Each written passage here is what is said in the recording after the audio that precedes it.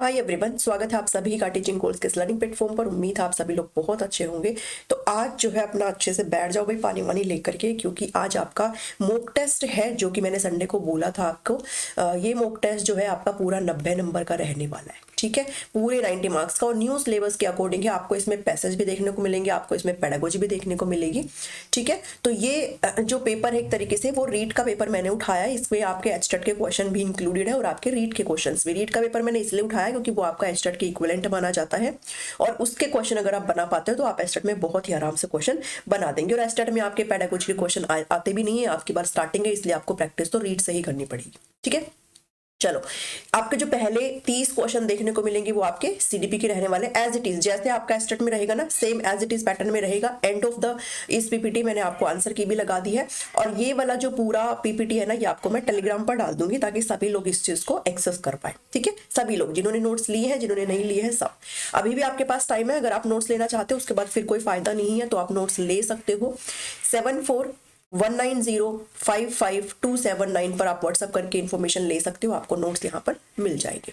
चलिए question number 1 को start करते हैं। थोड़ा सा आप आवाज को इग्नोर करना बिकॉज मेरी तबीयत बिल्कुल भी ठीक नहीं है पर मैंने बोला था इसलिए हम और ज्यादा डिले नहीं कर सकते थे, ठीक है। चलिए स्टार्ट करते हैं क्वेश्चन नंबर 1 के साथ। और मैं इस पूरे वीडियो का ना, लाइव नहीं है ये तो मैं इसका प्रीमियर लगाऊंगी और आपको थोड़ा थोड़ा टाइम देती रहूंगी कि आप ना सोचें।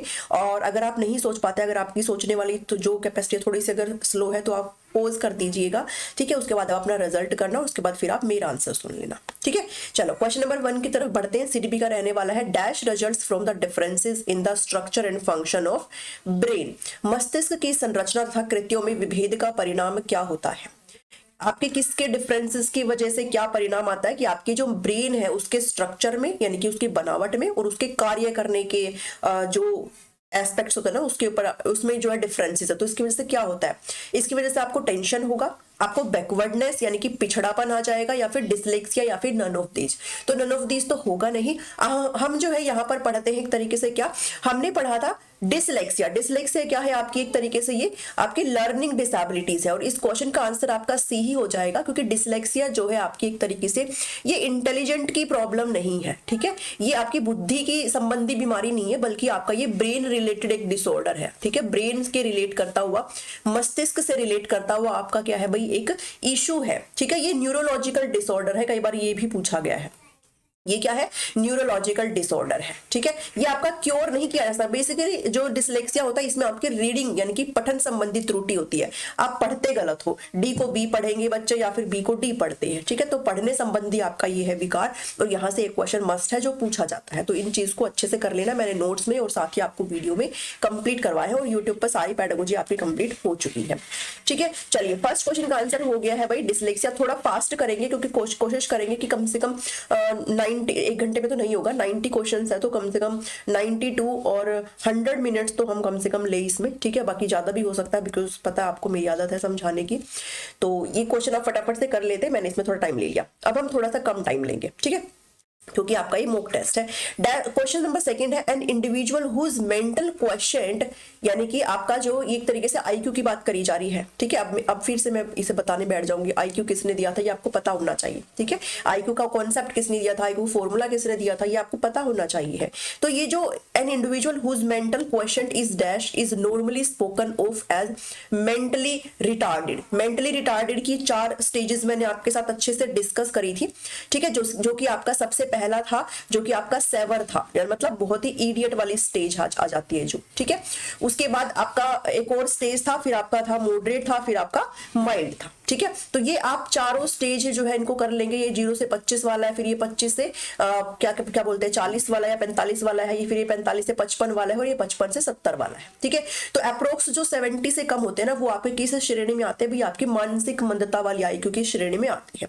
अगर आपको ये अच्छे से पता है तो आप इस क्वेश्चन को आराम से बना सकते हो, ठीक है। चलो, अब इसमें जो क्वेश्चन में पूछा गया है ना कि आपका मेंटली रिटार्डिंग, तो बिलो 70, अबव 70, बिटवीन 80 से 100 या फिर नन ऑफ दीज। तो मैंने आपको जस्ट अभी बताया किसका, बिलो 70, ठीक है। 70 से कम आपका किसके अंदर आता है भाई, मानसिक मंदता के अंदर आता है, मानसिक न्यूनता ग्रसित की श्रेणी में हम रखते हैं किसको, 70 से कम को। तो इस क्वेश्चन का जो आंसर आ जाएगा ना वो ऑप्शन नंबर क्या हो जाएगा, ए हो जाएगा, ठीक है। चलो नेक्स्ट क्वेश्चन पर चलते हैं, फटाफट से करेंगे सारे क्वेश्चंस को सोल्व। थर्ड क्वेश्चन कहता है कि dash children have ability to absorb abstract concept. Abstract concept क्या होता है, कंक्रीट कॉन्सेप्ट क्या होता है, मैं उम्मीद करती हूँ कि आपने अच्छे से पढ़ लिया है। अगर आपने मेरे से पढ़ा था या फिर कहीं से पढ़ा तो आपको इसे पढ़ना जरूरी है, बिकॉज एब्स्ट्रैक्ट का जो चीजें हैं वो हम पियाजे में भी पढ़ के आते हैं, ठीक है। पियाजे की किस अवस्था में 4 स्टेज दिए थे ना पियाजे ने कॉग्निटिव डेवलपमेंट के, तो उसमें कब बच्चा एब्स्ट्रैक्ट चीजों के प्रति सोच पाता है, लास्ट वाली स्टेज में, ठीक है। तो children have ability to absorb abstract concept, ऐसे को इनमें से कौन से बच्चे हैं, बैकवर्ड है, मेंटली रिटार्डेड है, गिफ्टेड है, जो बच्चा अमूर्त चीजों के बारे में सोच पाता है, ठीक है। ऐसे चीज जो उसके सामने नहीं है वो हाइपोथेटिकली कल्पना करके सोच पाता है वो चीजें, तो ये कौन कर पाता है। देखो इस क्वेश्चन को अगर आप आंसर नहीं भी आता है ना तो ऑब्वियसली बात है यार, ऐसी चीजें जो आपके सामने है ही नहीं, तो बैकवर्ड बच्चा तो कैसे सोच पाएगा, मेंटली रिटार्डेड बच्चा भी कैसे सोच पाएगा, वो ऑलरेडी मानसिक मंदता से ग्रस्त है। तो यहाँ पर एक बच्चे बच जाते हैं जो गिफ्टेड बच्चे हैं, ठीक है। जो गिफ्टेड बच्चे, जो सुपीरियर क्वालिटी वाले बच्चे जिनका IQ 40 प्लस है, ये बच्चे एब्स्ट्रैक्ट चीजों के बारे में बहुत अच्छे तरीके से सोच पाते हैं। तो थर्ड क्वेश्चन का आंसर बी हो जाएगा। नेक्स्ट क्वेश्चन पर चलते हैं, indirect method of tension reduction are often known as, यानी कि टेंशन रिडक्शन। और जब भी टेंशन रिडक्शन की बात आती है तो हम किसको पढ़ते हैं भाई, हम पढ़ते हैं डिफेंस मैकेनिज्म को, ठीक है। डिफेंस मैकेनिज्म को मैंने ये करवा दिया है, डिफेंस मैकेनिज्म, ठीक है, नोट्स में भी अपलोडेड है सारी चीजें। तो डिफेंस मैकेनिज्म मतलब ये रक्षा युक्ति आप इसको हिंदी में बोलते हो, रक्षा तंत्र आपको कहीं पर लिखा मिलेगा। तो ये डिफेंस मैकेनिज्म वो मैकेनिज्म है कि आप ना एक सॉल्यूशन निकालते हो, आपके अंदर कोई भी द्वंद ना हो, आप किसी भी चीज में फंसे ना, आप किसी भी टेंशन से बचने के लिए एक ऐसा आप साइड वे निकालते हो ताकि आपके अंदर द्वंद ना हो, कॉन्फ्लिक्ट क्रिएट ना हो, आप परेशान ना हो, आपके अंदर स्ट्रेस ना है, तनाव ना है, ठीक है। और ये मेथड्स कौन से होते हैं, मेथड इनडायरेक्ट मेथड होते हैं। तो इसमें से indirect method of tension reduction को हम क्या बोलते हैं, प्रॉब्लम सॉल्विंग बोलते हैं। डिफेंस मैकेनिज्म तो मैंने आपको ये जस्ट अभी बताया ही है, तो हम इसको क्या बोलते हैं भाई, हम इनको डिफेंस मैकेनिज्म बोलते हैं, यानी कि रक्षात्मक यंत्रिकता, ठीक है। रक्षा तंत्रिक बहुत सारे हिंदी में नाम हो जाते हैं, इसलिए मैं इंग्लिश को इनको ना इंग्लिश में ही जाना प्रेफर करती हूँ, ठीक है। बाकी हिंदी मीडियम वालों को तो पता ही होता है क्योंकि उन्होंने जो है सारी चीजें पढ़ी हुई है। फिफ्थ क्वेश्चन पे चलते हैं फटाफट से। फिफ्थ क्वेश्चन क्या है, which of the following is not the problem of socially deprived. Socially deprived का मतलब होता है कि ऐसे लोग जो सामाजिक रूप से वंचित है, ठीक है, समाज में इंक्लूडेड नहीं है, वो डिप्राइव्ड है मतलब वंचित है, ठीक है। कौन सी सामाजिक रूप से वंचित की समस्या नहीं पूछा है यहाँ पर। लैक ऑफ मोटिवेशन, मोटिवेशन की कमी है अधिगम में, इसलिए ये क्या है, इससे रिलेट करता है। या फिर no opportunities to develop creativity, यानी कि जो रचनात्मकता है, सृजनशीलता है, इसके पोषित होने के अवसर नहीं मिलना। या फिर healthy condition of their living, या फिर facing discriminatory behaviour in the school. तो आपको बताना है कि विच of the following is not the problem, कौन सी प्रॉब्लम नहीं है। मोटिवेशन प्रॉब्लम नहीं है, अपॉर्चुनिटी टू डेवलप क्रिएटिविटी नहीं है, या फिर हेल्दी कंडीशन नहीं है, या फिर फेसिंग डिस्क्रिमिनेटरी बिहेवियर है। तो इसको क्वेश्चन, बढ़िया क्वेश्चन है ये, इस क्वेश्चन को अच्छे से सोचो और फिर मुझे बताओ, ठीक है। तो यहां पर देखो, अगर मैं बात करूं देखो सोशली डिप्राइव्ड है यानी कि सामाजिक रूप से वंचित है सारी चीजें, ठीक है। तो आपको जो इसमें आंसर मार्क करना है वो क्या आ जाएगा भाई, हेल्दी कंडीशन, ठीक है। क्योंकि आप सभी को पता है भाई, देखो ये सारी चीजें कहीं ना कहीं क्या है, हल्की सी ना नेगेटिव टर्म में जाती है, लेकिन ये जो है ना ये क्या जाता है आपका हेल्दी कंडीशन, ठीक है, जो कि आपका इससे रिलेट नहीं करता। आप अपने ऑप्शन पढ़ के भी आराम से लगा सकते हो कि कौन सा ऑप्शन यहाँ पर थोड़ा सा अलग जाता है, ठीक है। तो आप इस चीज को जरूर यहाँ पर ध्यान में रखेंगे। फिफ्थ का जो आंसर आ जाएगा ऑप्शन नंबर सी आ जाएगा। चलिए नेक्स्ट क्वेश्चन की तरफ पढ़ते हैं। नेक्स्ट क्वेश्चन है क्वेश्चन नंबर 6। शोर आ रहा है मुझे पता है, प्लीज थोड़ा सा एडजस्ट करो, है ना, बच्चे मानते ही नहीं है। In teaching process student is, शिक्षण प्रक्रिया में जो विद्यार्थी है वो क्या होते हैं शिक्षण प्रक्रिया में, डिपेंडेंट वेरिएबल होते हैं, इंडिपेंडेंट होते हैं, इंटरवीनिंग वेरिएबल होते हैं, या फिर नन ऑफ दीज होते हैं, यानी कि आश्रित होते हैं, स्वतंत्र होते हैं, मध्यस्थ होते हैं, या फिर इनमें से कोई नहीं होते हैं। तो हमेशा ध्यान में रखिएगा, जो टीचिंग मेथोडोलॉजी है, जो शिक्षण विधियां होती है ना, जो टीचिंग मेथोडोलॉजी है, शिक्षण विधियां जो होती है वो कैसी होती है, वो आपकी इंडिपेंडेंट होती है, ठीक है, इंडिपेंडेंट वेरिएबल होती है। लेकिन जो आपकी स्टूडेंट की जो लर्निंग है, छात्रों का जो अधिगम है, पढ़ना है, वो कैसा होता है, वो डिपेंड होता है। ठीक है, वो डिपेंड, क्योंकि भाई हम एज ए स्टूडेंट जो बच्चा वो किस पर डिपेंड करता है, वो टीचर पर डिपेंड करता है। ठीक है, और अगर बात करें लर्निंग के स्टाइल की, लर्निंग स्टाइल टीचर का या फिर पेरेंट्स का इन्वॉल्वमेंट, ये क्या हो जाता है, ये इंटरवीनिंग वेरिएबल है, यानी कि दोनों के बीच में एक मध्यस्थता कायम कर रहा है। ठीक है, दोनों के बीच में, आश्रित और स्वतंत्र के बीच में इंटरवीन करने का काम कर रहा है, मतलब बीच में आ रहा है। तो ये क्या आ जाएगा, ये आपके इंटरवीनिंग वेरिएबल हो जाएंगे। ठीक है, तो ये भी चीज ध्यान में रखिए, टीचिंग प्रोसेस के अंदर 6 का अगर आंसर की बात करें तो ये क्या आ जाएगा, ये आपका डिपेंडेंट वेरिएबल आ जाएगा। ठीक है, नेक्स्ट क्वेश्चन पर चलते हैं। ये सारे आंसर्स आपके ऑफिशियल हैं। ठीक है, और क्वेश्चन बढ़िया पूछे गए हैं, ऐसा नहीं है कि क्वेश्चन इजी है। ठीक है, कुछ कुछ क्वेश्चन आपको इजी भी देखने को मिलेंगे, ऐसे आपको एस्टेट में भी देखने को मिलेंगे। Which is not a type of evaluation, मूल्यांकन का एक प्रकार नहीं है। अब ये क्वेश्चन भी बहुत इजी सा है, आप इसको आराम से कर सकते हो। भाई इवैल्यूएशन में हम फॉर्मेटिव, सीसी, समेटिव और नॉर्म्स कौन सा नहीं है, तो आपके दिमाग में झट से आएगा, और मेरे दिमाग में भी झट से आ रहा है ना। तो फॉर्मेटिव, सीसी और समेटिव तो होता ही है, जो नहीं होता वो क्या नहीं होता, नॉर्म्स यानी कि मानक। ठीक है, सिंपल सा आंसर है, ज्यादा टाइम वेस्ट नहीं करेंगे। ठीक है, फटाफट से मैं पूरी कोशिश करूंगी कि कम से कम 90 मिनट में ही आपको ये खत्म करा दूं। ठीक है, चलो क्वेश्चन नंबर 8 कहता है कि NCF 2005 lays emphasis on, NCF को बहुत ही अच्छे से पढ़ लेना, मैंने नोट्स में अपलोड कर दिया है, इतना पढ़ लोगे मोर देन इनफ है। ठीक है, और यूट्यूब के ऊपर भी मैंने जो प्लेलिस्ट बनाई हुई है सीडीपी, उसमें सारे टॉपिक्स आपके ऑलरेडी अपलोडेड है। जो लोग यूट्यूब से पढ़ रहे हैं ना, वो बिल्कुल भी टेंशन ना ले, मैंने सारे अपलोड कर दिए हैं। ठीक है, चलिए एनसीएफ 2005 जो है किस पर जोर देता है, किस पर बल देता है, लर्निंग बाय डूइंग पर बल देता है, रूट मेथड पर, या फिर सॉल्विंग द प्रॉब्लम, या फिर ऑल ऑफ द अबव। तो इसको ना ऑल ऑफ द अबव करके मत आ जाना भाई, लेकिन क्योंकि जो एनसीएफ 2005 है ना, वो रोट मेथड पर बिल्कुल भी बल नहीं देता, बल्कि ये कहता है कि आप एग्जामिनेशन को, यानी कि इवैल्यूएशन की जो प्रक्रिया है, आप उसको फ्लेक्सिबल बनाए। ठीक है, बच्चे के ऊपर आप एक तरीके से बोझ ना डालें, और ये नहीं है, बल्कि लर्निंग बाय डूइंग, किस पर बल देता है, लर्निंग बाय डूइंग, यानी कि करके सीखने पर ये क्या देता है भाई, बल देता है। ठीक है, चलिए अगर इसके फॉर्मूले की बात करें, एनसीएफ 2005 के अगर सूत्र की बात करें, अगर आपसे फॉर्मूला पूछे तो आप क्या लगाएंगे, learning without burden, learning without burden. ठीक है, बिना बोझ के शिक्षा, हिंदी में ऐसे आ जाएगा। तो ये इसका एक फॉर्मूला है एनसीएफ 2005 का।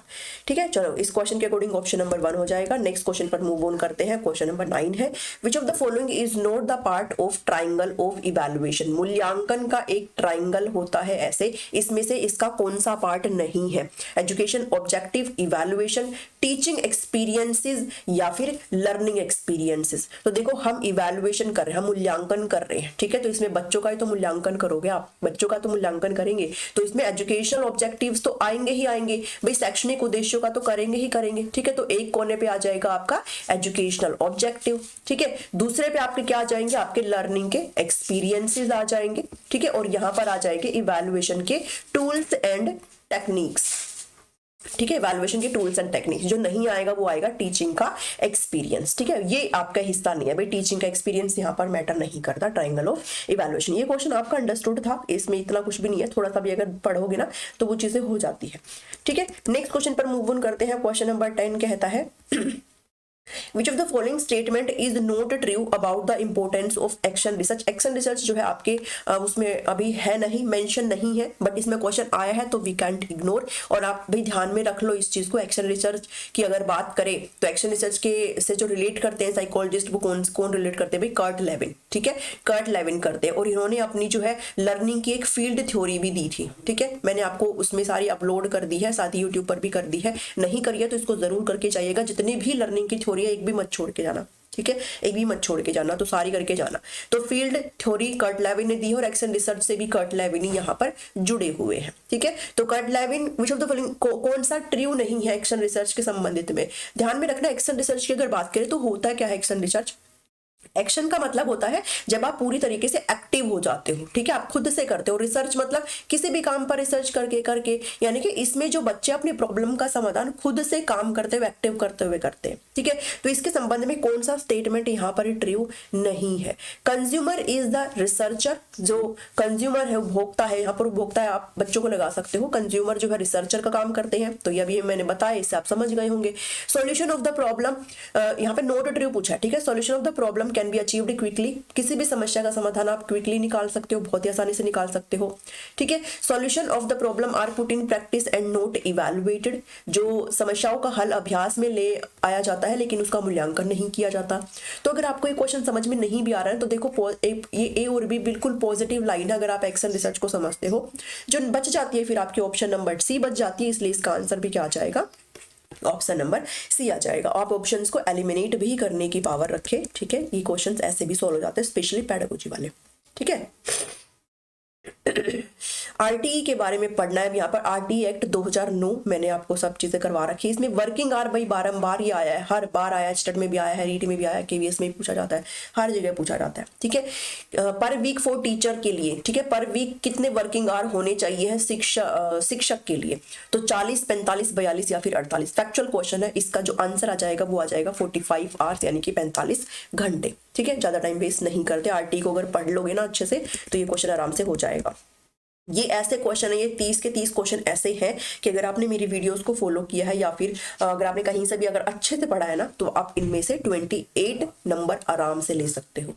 ठीक है, चलो 12 क्वेश्चन कहता है रीजनिंग यानी कि तर्क, क्यूरियोसिटी मतलब जिज्ञासा और ऑब्जर्वेशन मतलब किसी को ऑब्जर्व करना, निरीक्षण करना, अवलोकन करना, ये किस एज पर जो है वो डेवलप हो जाते हैं। रीजनिंग, क्यूरियोसिटी और ऑब्जर्वेशन किस एज पर डेवलप हो जाते हैं, 7 साल की उम्र में, 11 साल की उम्र में, 9 साल की उम्र में या फिर 6 साल की उम्र में। अगर आप इसको ये यहाँ पर नहीं समझ पा रहे हो ना तो आप जीन पियाजे के पास चले जाओ। जीन पियाजे के पास कैसे जाओगे, मतलब जीन पियाजे तो गए है ना, लेकिन हम जो है इसको देख लेते हैं भाई। ये है सेंसरी मोटर जो कि 0 से 2 है, ये है प्री ऑपरेशनल, ये है 2 से 7, ये है कंक्रीट और ये फॉर्मल है। तो जब भी एब्स्ट्रैक्ट चीजों की बात आती है तो वो फॉर्मल में आती है। ये 7 से 11 है और ये 11 प्लस में हो जाती है। ठीक है, तो एब्स्ट्रैक्ट मतलब 11 प्लस में, तो आप यहाँ पर क्या मार्क करोगे, 11 ईयर्स। ठीक है, ऐसे भी आप कर सकते हो इन चीजों को, बस आपके कंसेप्ट बढ़िया होने चाहिए। ठीक है, तो 12 का जो आंसर आ जाएगा वो ऑप्शन नंबर डी आ जाएगा। ठीक है, नेक्स्ट पे चलते हैं।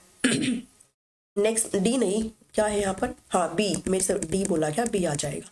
ठीक है, चलो 13 का आंसर है एरिया ऑफ फिजिकल डेवलपमेंट, शारीरिक विकास का क्षेत्र नहीं है पूछा है। ठीक है, nervous system, endocrine glands, growth of muscles या फिर ऑल ऑफ द अबव। तो ये बहुत प्यारा सा इसका आंसर है। क्या इसमें नर्वस सिस्टम भी आता है, इसमें आपके मसल्स के ग्रोथ तो आएंगे ही आएंगे, आपकी जो ग्लैंड्स है वो भी आ जाएगी और इसका जो आंसर आ जाएगा वो ऑल ऑफ द अबव आ जाएगा। ठीक है, ये क्वेश्चन आपको आने चाहिए भाई, अगर आप एंड उसमें आ रखे हो बिल्कुल ही, अभी प्रैक्टिस करो, ज्यादा से ज्यादा प्रैक्टिस करो। ठीक है, environment is an external force which influence is, वातावरण जो है वो बाहरी बल है, बाहरी शक्ति है जो हमें प्रभावित करती है। ये कथन किसने कहा है, ये कथन वुडवर्थ ने कहा है, रोस ने कहा है, अनस्तसी ने कहा है या फिर नन ऑफ द अबव, ये कथन किसने कहा है। तो देखो एक क्वेश्चन तो ना ये बहुत मुझे इरिटेटिंग से लगते हैं, है ना, तो हो सकता है आपको ना लगे, सबके अपने अपने पर्सपेक्टिव है।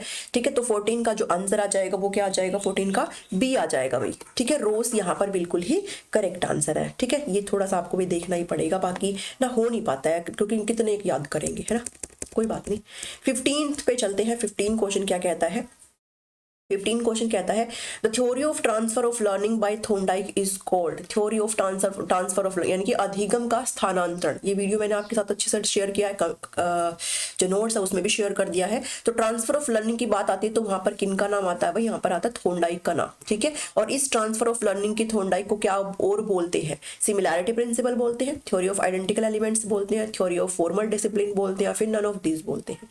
तो हमेशा ध्यान में रखना कि जो ट्रांसफर ऑफ लर्निंग है यानी कि आपकी जो प्रीवियस लर्निंग है वो जब आपकी नई लर्निंग में अगर ट्रांसफर होती है तो वो ट्रांसफर ऑफ लर्निंग कहलाती है। अब ये आपको हो सकता है कि पॉजिटिवली ट्रांसफर हो जाए यानी कि ये प्रीवियस नॉलेज आपको नई नॉलेज में हेल्प कर दे, या फिर ये प्रीवियस नॉलेज नई नॉलेज में आपको बाधा भी डाल सकती है।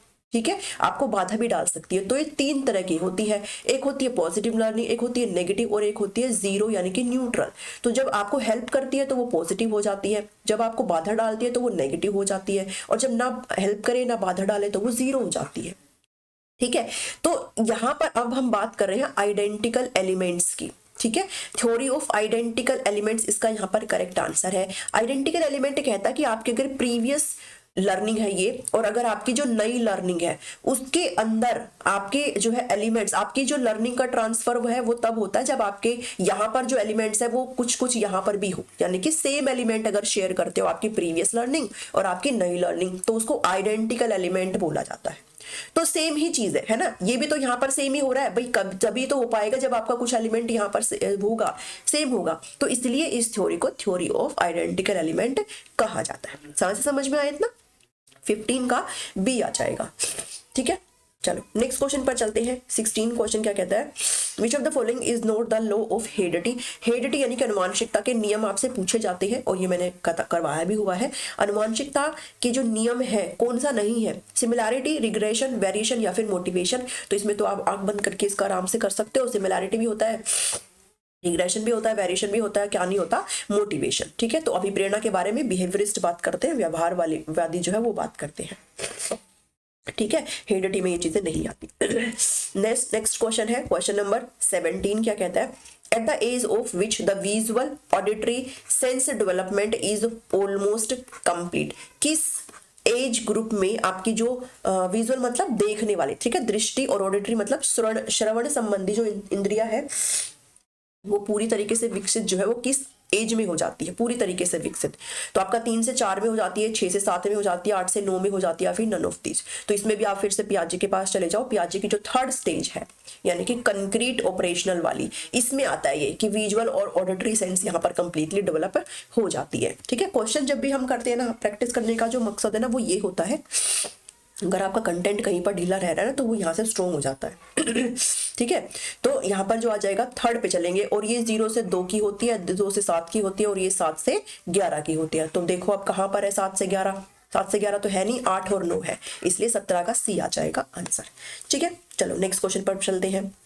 इसके बताना मुझे सेपरेट करके कि आपके सीडीपी में कितने आ रहे हैं, हिंदी में कितने आए हैं, ठीक है, और एंड में मुझे काउंट करके भी बताना कि कितने किसके आ रहे हैं, ताकि पता चल जाए आप सभी को, ठीक है। 18 क्वेश्चन कहता है, in this stage the children develop great love of exploring and wondering. बच्चे जो है कब एक्सप्लोर करना यानी कि नई नई चीजों के बारे में खोज करना और घूमना मतलब घूमने की प्रवृत्ति जो है वो विकसित कर लेते हैं। कब कर लेते हैं?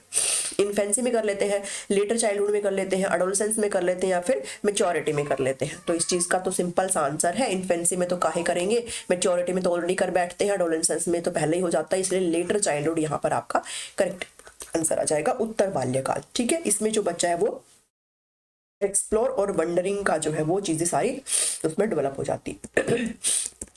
नेक्स्ट क्वेश्चन कहता है question number 19, which of the following is an example of acquired motive, ठीक है, अर्जित प्रेरित। एक्वायर्ड मतलब जो आपने धारण किया है, ठीक है ना। तो इसका क्या उदाहरण है, जो आपने धारण किया, जो आपके अंदर जन्मजात नहीं है, आपने धारण किया है, ठीक है।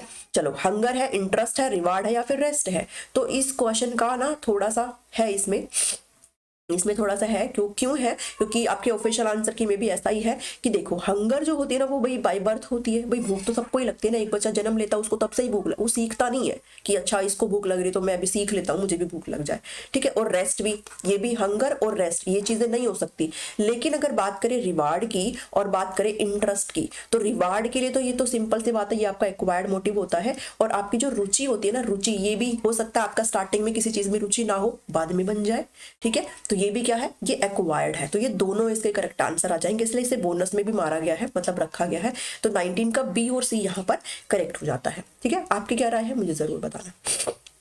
नेक्स्ट क्वेश्चन है 20 क्वेश्चन क्या कहता है कि मोटिवेशन इज कैरेक्टराइज्ड बाय, अभिप्रेरणा वर्णित तो होती है, कॉग्निटिव अराउजल है, अफेक्टिव अराउजल है, बोथ ए एंड बी, या फिर नन ऑफ दिस। मोटिवेशन की बात करी जा रही है, आपकी अभिप्रेरणा की बात करी जा रही है, ठीक है। तो ध्यान में रखना, इसको ए और बी अपना फेवरेट ऑप्शन मार्क मत कर देना, ये ए नहीं है बल्कि क्या है, ये आपके अफेक्टिव हो जाती है, ठीक है। क्या है भाई, अफेक्टिव, यानी कि देखो मोटिवेशन का मतलब होता है कि आपका क्या उसके पीछे एटीट्यूड है, ठीक है। तो वो आपके भावात्मक पक्ष हो जाता है कि आपकी भावनाएं जुड़ी होती है उसके पीछे। किसी का अगर प्रोत्साहन अगर किसी को मिल रहा है, ठीक है, तो उसके पीछे क्या जुड़ी होती है, उसका भावना जुड़ी होती है। अगर किसी बच्चे को, मैं छोटा सा बच्चा मान लो, वो बहुत सुंदर होमवर्क करके आया, मैंने उसको ऐसे स्माइली बना दी, वो इसी में ही बहुत खुश हो जाएगा। मैंने उसको स्टार बना दी, वो इसी में बहुत खुश हो जाएगा। तो दिमाग थोड़े ना लगाता कि ये दिया है तो अच्छा, दिमाग में लगाएगा, कैलकुलेशन करेगा कि अच्छा मुझे अब खुश होना चाहिए। वो उसके इमोशन जुड़े हैं उस चीज से, ठीक है। तो अफेक्टिव अराउजल यहाँ पर करेक्ट आंसर हो जाएगा 20 का बी।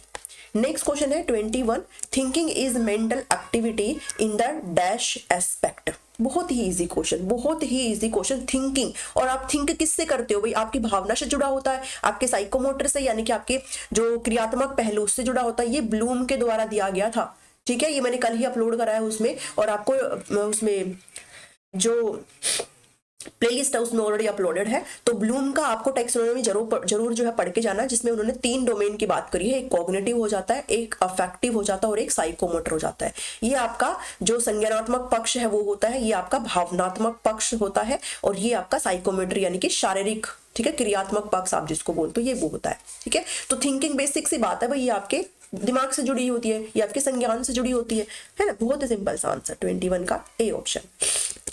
चलो नेक्स्ट क्वेश्चन है 22, under signal learning which of the following is learn. अगर आपने क्या बोलते हैं, अगर आपने लर्निंग की थ्योरी कर ली है तो आप इसको समझ जाओगे। सिग्नल लर्निंग किस में आता है, ध्यान दो, हमने लर्निंग की सारी थ्योरीज करी है यहाँ पर। तो लर्निंग की थ्योरीज में यहाँ पर बात हो रही है रॉबर्ट गैने की लर्निंग हायरार्की की बात हो रही है। ठीक है, लर्निंग जो है एक क्रम में चलती, इन्होंने ये बताया है, और ये इन्होंने कहा है कि लर्निंग के 8 जो है स्टेजेस होते हैं, बताया है ना, 1 2 3 4 5 6 7, हाँ 8 स्टेजेस होते हैं। तो जो सबसे पहला स्टेज है ना आपका, वो आपकी सिग्नल लर्निंग कहलाती है, सिग्नल लर्निंग। ठीक है, उसके बाद आपका स्टिमुलस रिस्पॉन्स लर्निंग कहलाती है। ठीक है, ऐसे आपको ये 8 पूरी याद होनी चाहिए है। आपसे एग्जाम में पूछा जाता है कि भाई 5वें नंबर की कौन सी है, 4th नंबर की कौन सी है, 3rd नंबर की कौन सी है, 8वें 7वें 6वें नंबर की कौन सी है, तो ये याद होनी चाहिए आपको। ठीक है, तो ये जो सिग्नल है सबसे पहली है, मतलब आप जब किसी भी प्रॉब्लम का स्टार्टिंग करते हो तो आपको सबसे पहले उसका सिग्नल ही तो मिलता है, तभी तो आप ऊपर जाओगे, तभी तो आप रिस्पॉन्स करोगे। ठीक है, तो सिग्नल लर्निंग जो है which of the following is learn. Signal learning के अंदर आप क्या सीखते हो, ट्रेडिशनल एकोमोडेशन, साइकोलॉजी, एनवायरमेंट या फिर साइकोफिजिकल। तो ये कोई ऑप्शन नहीं होते, बकवास है। आपका जो आंसर आ जाएगा वो ए हो जाएगा, ट्रेडिशनल एकोमोडेशन, यानी कि आप क्या करते हो, आप एकोमोडेट करते हो चीजों को, जो समस्या आप उसको धारण करने की कोशिश करते हो। ठीक है, तो आपसे भाई ये पूछा जाता है, तो रॉबर्ट गैने की आपको लर्निंग थ्योरी यहाँ पर आनी चाहिए है। अब किसी ने मुझसे कमेंट करके पूछा था कि मैम लर्निंग की थ्योरी तो दी नहीं हुई है। भाई लर्निंग का चैप्टर तो दिया है ना, तो फिर आप कैसे इग्नोर कर सकते हो, लर्निंग का चैप्टर तो दिया है। इंडिविजुअल डिफरेंसेस, व्यक्तिगत विभिन्नताएं किस में पाई जाती है, इंटेलिजेंस लेवल में, एटीट्यूड में, मोटर एबिलिटीज में, या फिर ऑल ऑफ द अबव में। तो बताओ किस में पाई जाती है। तो देखो ये सब में पाई जाती है। आपके एटीट्यूड में भी, कि सबका अपना अपना एटीट्यूड होता है चीजों के प्रति, आपकी मोटर एबिलिटीज, आपके जो कार्य करने की जो आपकी एबिलिटीज है वो भी सबकी अलग अलग होती है, इंटेलिजेंस लेवल भी सबका अलग अलग होता है, इंडिविजुअल डिफरेंसेस आपका हर जगह विद्यमान है। ठीक है, तो डी ऑप्शन यहाँ पर आपका करेक्ट आंसर हो जाता है। ठीक है, नेक्स्ट क्वेश्चन है question number 24, what is the essential to start the process of thinking. भाई सोचने की जो प्रक्रिया है उसके लिए क्या एसेंशियल चीज है, चिंतन प्रारंभ होने के लिए क्या आवश्यक है। पास्ट एक्सपीरियंस, यानी कि आपका प्रायर जो अनुभव है, पूर्व जो अनुभव है वो आपका जरूरी होना चाहिए, तभी आप सोचेंगे। आपकी भाषा होनी चाहिए तब आप सोचेंगे। रीजनिंग यानी कि तर्क हो आपके पास तब आप सोचेंगे, या फिर प्रॉब्लम हो। तो एक बेसिक से चीज मुझे बताओ, जब तक कोई भी समस्या ही नहीं होगी, प्रॉब्लम ही नहीं होगी, आप सोचेंगे क्या, है ना। तो ये क्या है, आपका एसेंशियल चीज है। प्रॉब्लम जो है, समस्या जो है वो बेसिक चीज है। अगर प्रॉब्लम ही नहीं होगी तो मैं क्या सोचूंगी, मेरे पास कुछ सोचने के लिए है ही नहीं। प्रॉब्लम है तो मैं सब कुछ सोचूंगी, फिर उसके बाद आप रीजनिंग भी कर सकते हो। आप अपने प्रॉब्लम है तो आप अपने पास्ट एक्सपीरियंस का यूज कर सकते हो, आप भाषा का इस्तेमाल कर सकते हो। बट अगर प्रॉब्लम ही नहीं है तो फिर आप कैसे करोगे, है ना। 25वां क्वेश्चन पे चलते हैं। बहुत ही ज्यादा तबीयत खराब है। कंसेप्ट ऑफ इंटेलिजेंस जो है, इंटेलिजेंस क्वेश्चन आईक्यू पहले भी आया फिर आ गया। आईक्यू को किसने डेवलप किया, देखो आ गया वही क्वेश्चन, है ना। तो भाई इसको मैं बता देती हूँ आपको कि विलियम स्टर्न ने आईक्यू का जो है वो कॉन्सेप्ट दिया था। ठीक है, आईक्यू का कॉन्सेप्ट दिया था 1912 में। लेकिन अगर फॉर्मूला की बात करें, आईक्यू का जो फॉर्मूला है ना, वो आपका लुईस टर्मन ने दिया था। 1916 में। ठीक है, जिसमें उन्होंने अपना वो मल्टीप्लाई 100 करके दिया था। ठीक है, C/M में इंटू 100 जो करके दिया था, ये फॉर्मूला किसने दिया था, ये टर्मन ने दिया था। लेकिन अगर आप यहाँ पर ध्यान में देखो ना, तो आपका स्टर्न का नाम नहीं है। अगर स्टर्न का नाम नहीं है तो फिर आप टर्मन को मार्क करिए। ठीक है, तो 25 का आंसर क्या आ जाएगा, C आ जाएगा। समझे यहाँ पे, क्योंकि इन्होंने कंसेप्ट दिया है। अगर यहाँ पे स्टर्न होता तो हम स्टर्न को मार्क कर देते, बट इन्होंने स्टर्न नहीं दिया, तो ठीक है, फिर हम टर्मन के साथ जाएंगे। ठीक है, चलो 26 का आंसर नहीं, पहले क्वेश्चन देख लो। 26 क्या है, the description of personality based on external appearance. बाहरी दिखावे के बेस पर जो पर्सनालिटी का जो वर्णन है वो होता है, कैसे, डीप व्यू, मतलब सिर्फ आउटर अपीयरेंस के बेस पर। आउटर अपीयरेंस के बेस पर क्या आप उसको डीपली जज कर सकते हो, सरफेस व्यू, नॉर्मेटिव व्यू, या फिर ऑब्जर्वेशनल व्यू। तो इसमें जो आंसर आ जाएगा वो क्या आ जाएगा भाई, सिर्फ बाहरी, सिर्फ आप उसके बाहरी अपीयरेंस है, मतलब वो क्या आ जाएगा, उसका ऊपर ऊपर से आप उसको देख के लगा रहे हो कि इसकी पर्सनालिटी ऐसी। अंदर क्या है कुछ नहीं पता किसी को भी। तो ये आपका सरफेस व्यू हो जाएगा। ठीक है, तो 26 का बी ऑप्शन यहाँ पर आपका बिल्कुल ही करेक्ट हो जाएगा। नेक्स्ट क्वेश्चन पर चलते हैं, 27 क्वेश्चन। 27 क्वेश्चन कहता है which of the following is not the cause of backwardness. पिछड़ेपन का कारण नहीं है, बैकवर्डनेस का क्या रीजन नहीं है? Lack of native language, physical defect, specific backwardness या फिर हेल्दी एनवायरनमेंट है। देखो बैकवर्डनेस का रीजन इन्होंने पूछ लिया, ठीक है, और हमसे कह रहा है हेल्दी एनवायरनमेंट है। हेल्दी एनवायरनमेंट कैसे हो सकता है? हेल्दी एनवायरनमेंट है तो बैकवर्डनेस तो हो ही नहीं सकती। ठीक है, तो डी ऑप्शन यहाँ पर बिल्कुल सही है। कुछ कुछ क्वेश्चन ऐसे है, बस देखते ही टिक मार दो, सही है वो। ठीक है, ऐसे ही आते हैं। कुछ कुछ क्वेश्चन होते हैं जो बहुत ट्रिकी होते हैं, जो आपका बहुत दिमाग खराब करते हैं। ठीक है, चलो 28 क्वेश्चन है। The first typological classification of personality was presented by. व्यक्तित्व का जो प्रकारात्मक वर्गीकरण सबसे पहले किसने किया था? तो अगर आपने जो टाइप्स ऑफ पर्सनालिटी अगर करी है तो मैंने उसमें आपको बताया था कि जो सी ऑप्शन है यहाँ पर बिल्कुल करेक्ट आएगा, हिपोक्रेट्स। इनको जो है फादर ऑफ मेडिसिन भी कहा जाता है, फादर ऑफ मेडिसिन, चिकित्सा के जनक इनको कहा जाता है। इन्होंने जो है टाइप थ्योरी दी थी, जिसमें इन्होंने कुछ 4 फ्लूइड की बात करी थी, है ना, आ रहा है याद?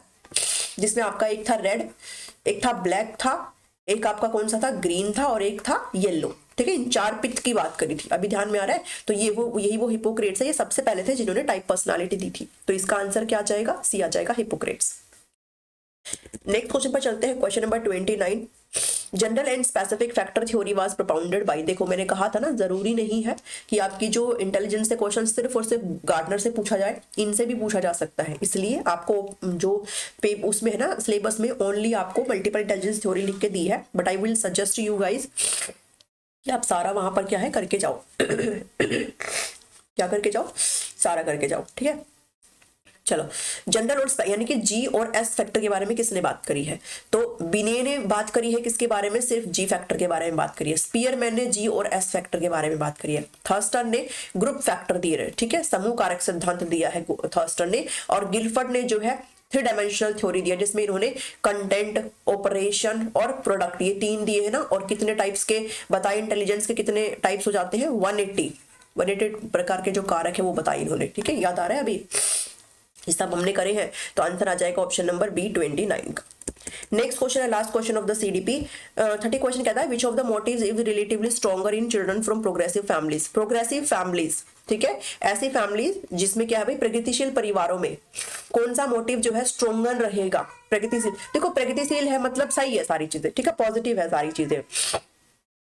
तो कौन सा मोटिव यहाँ पर रहेगा? एफिलिएशन, क्यूरियोसिटी, एग्रेशन या फिर अचीवमेंट। देखो सारी प्रोग्रेसिव फैमिलीज है, तो यानी कि बच्चे भी यहाँ पर बढ़िया रहेंगे, पढ़ाई वढ़ाई में सब चीजें, ठीक है। तो यहाँ पर क्या आ जाएगा आंसर? उपलब्धि आ जाएगा। कौन सा मोटिव यहाँ पर उनमें ज्यादा स्ट्रॉन्ग रहेगा? अचीवमेंट का। ठीक है, तो 30 का आंसर क्या जाता है? 30 का आंसर आ जाएगा ऑप्शन नंबर सी। इतने हुए 30 क्वेश्चन हो गए। मुझे बताना, सेपरेटली भी बताना और एंड में मुझे टोटल करके भी बताओगे कि कितने क्वेश्चन आए। ठीक है, चलो इस खंड में आपके 30 प्रश्न नहीं है, आपके 15 प्रश्न है। 15 आपके हिंदी के इंक्लूडेड और 15 आपके इंग्लिश के हैं। ठीक है, चलो 61 क्वेश्चन कहता है कि प्रश्न पत्र निर्माण करने से पूर्व निम्न में से किस प्रपत्र को तैयार करना आवश्यक है?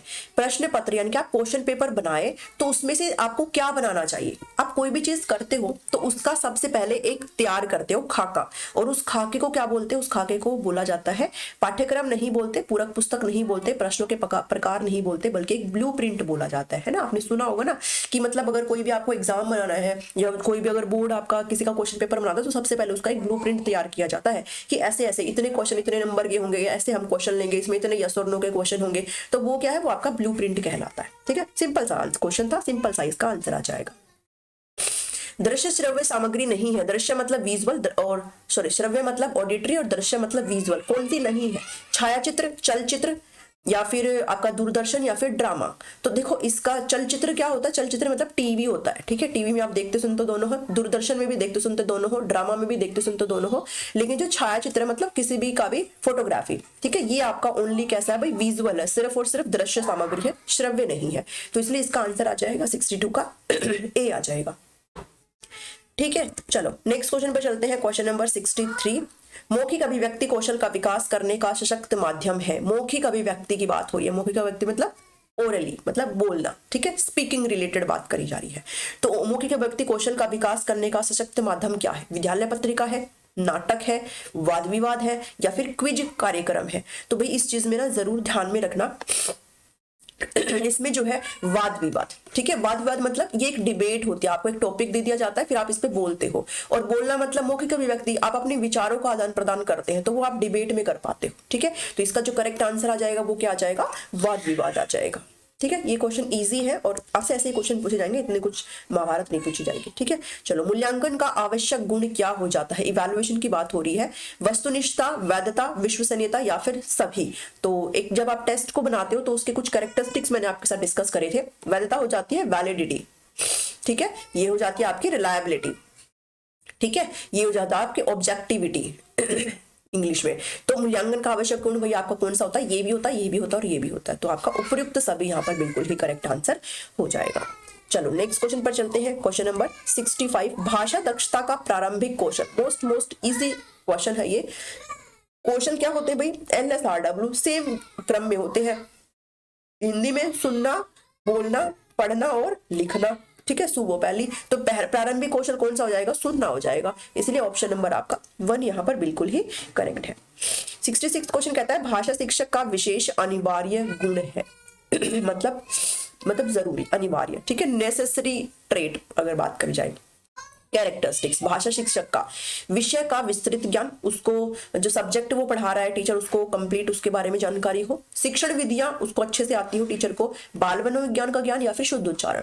तो यहाँ पर हम किसकी बात करें, भाषा शिक्षक की, यानी कि आप लैंग्वेज को पढ़ा रहे हो, और लैंग्वेज को पढ़ाने के लिए जो सबसे अनिवार्य गुण है ना वो आपका डी हो जाता है, शुद्ध उच्चारण। आपको भाषा का शुद्ध उच्चारण आना चाहिए। अगर आपको शुद्ध उच्चारण आता है तो आप अपने बच्चों के सामने भी शुद्ध उच्चारण ही पेश करेंगे और बच्चे उस चीज को बढ़िया तरीके से इमिटेट कर पाएंगे, ठीक है।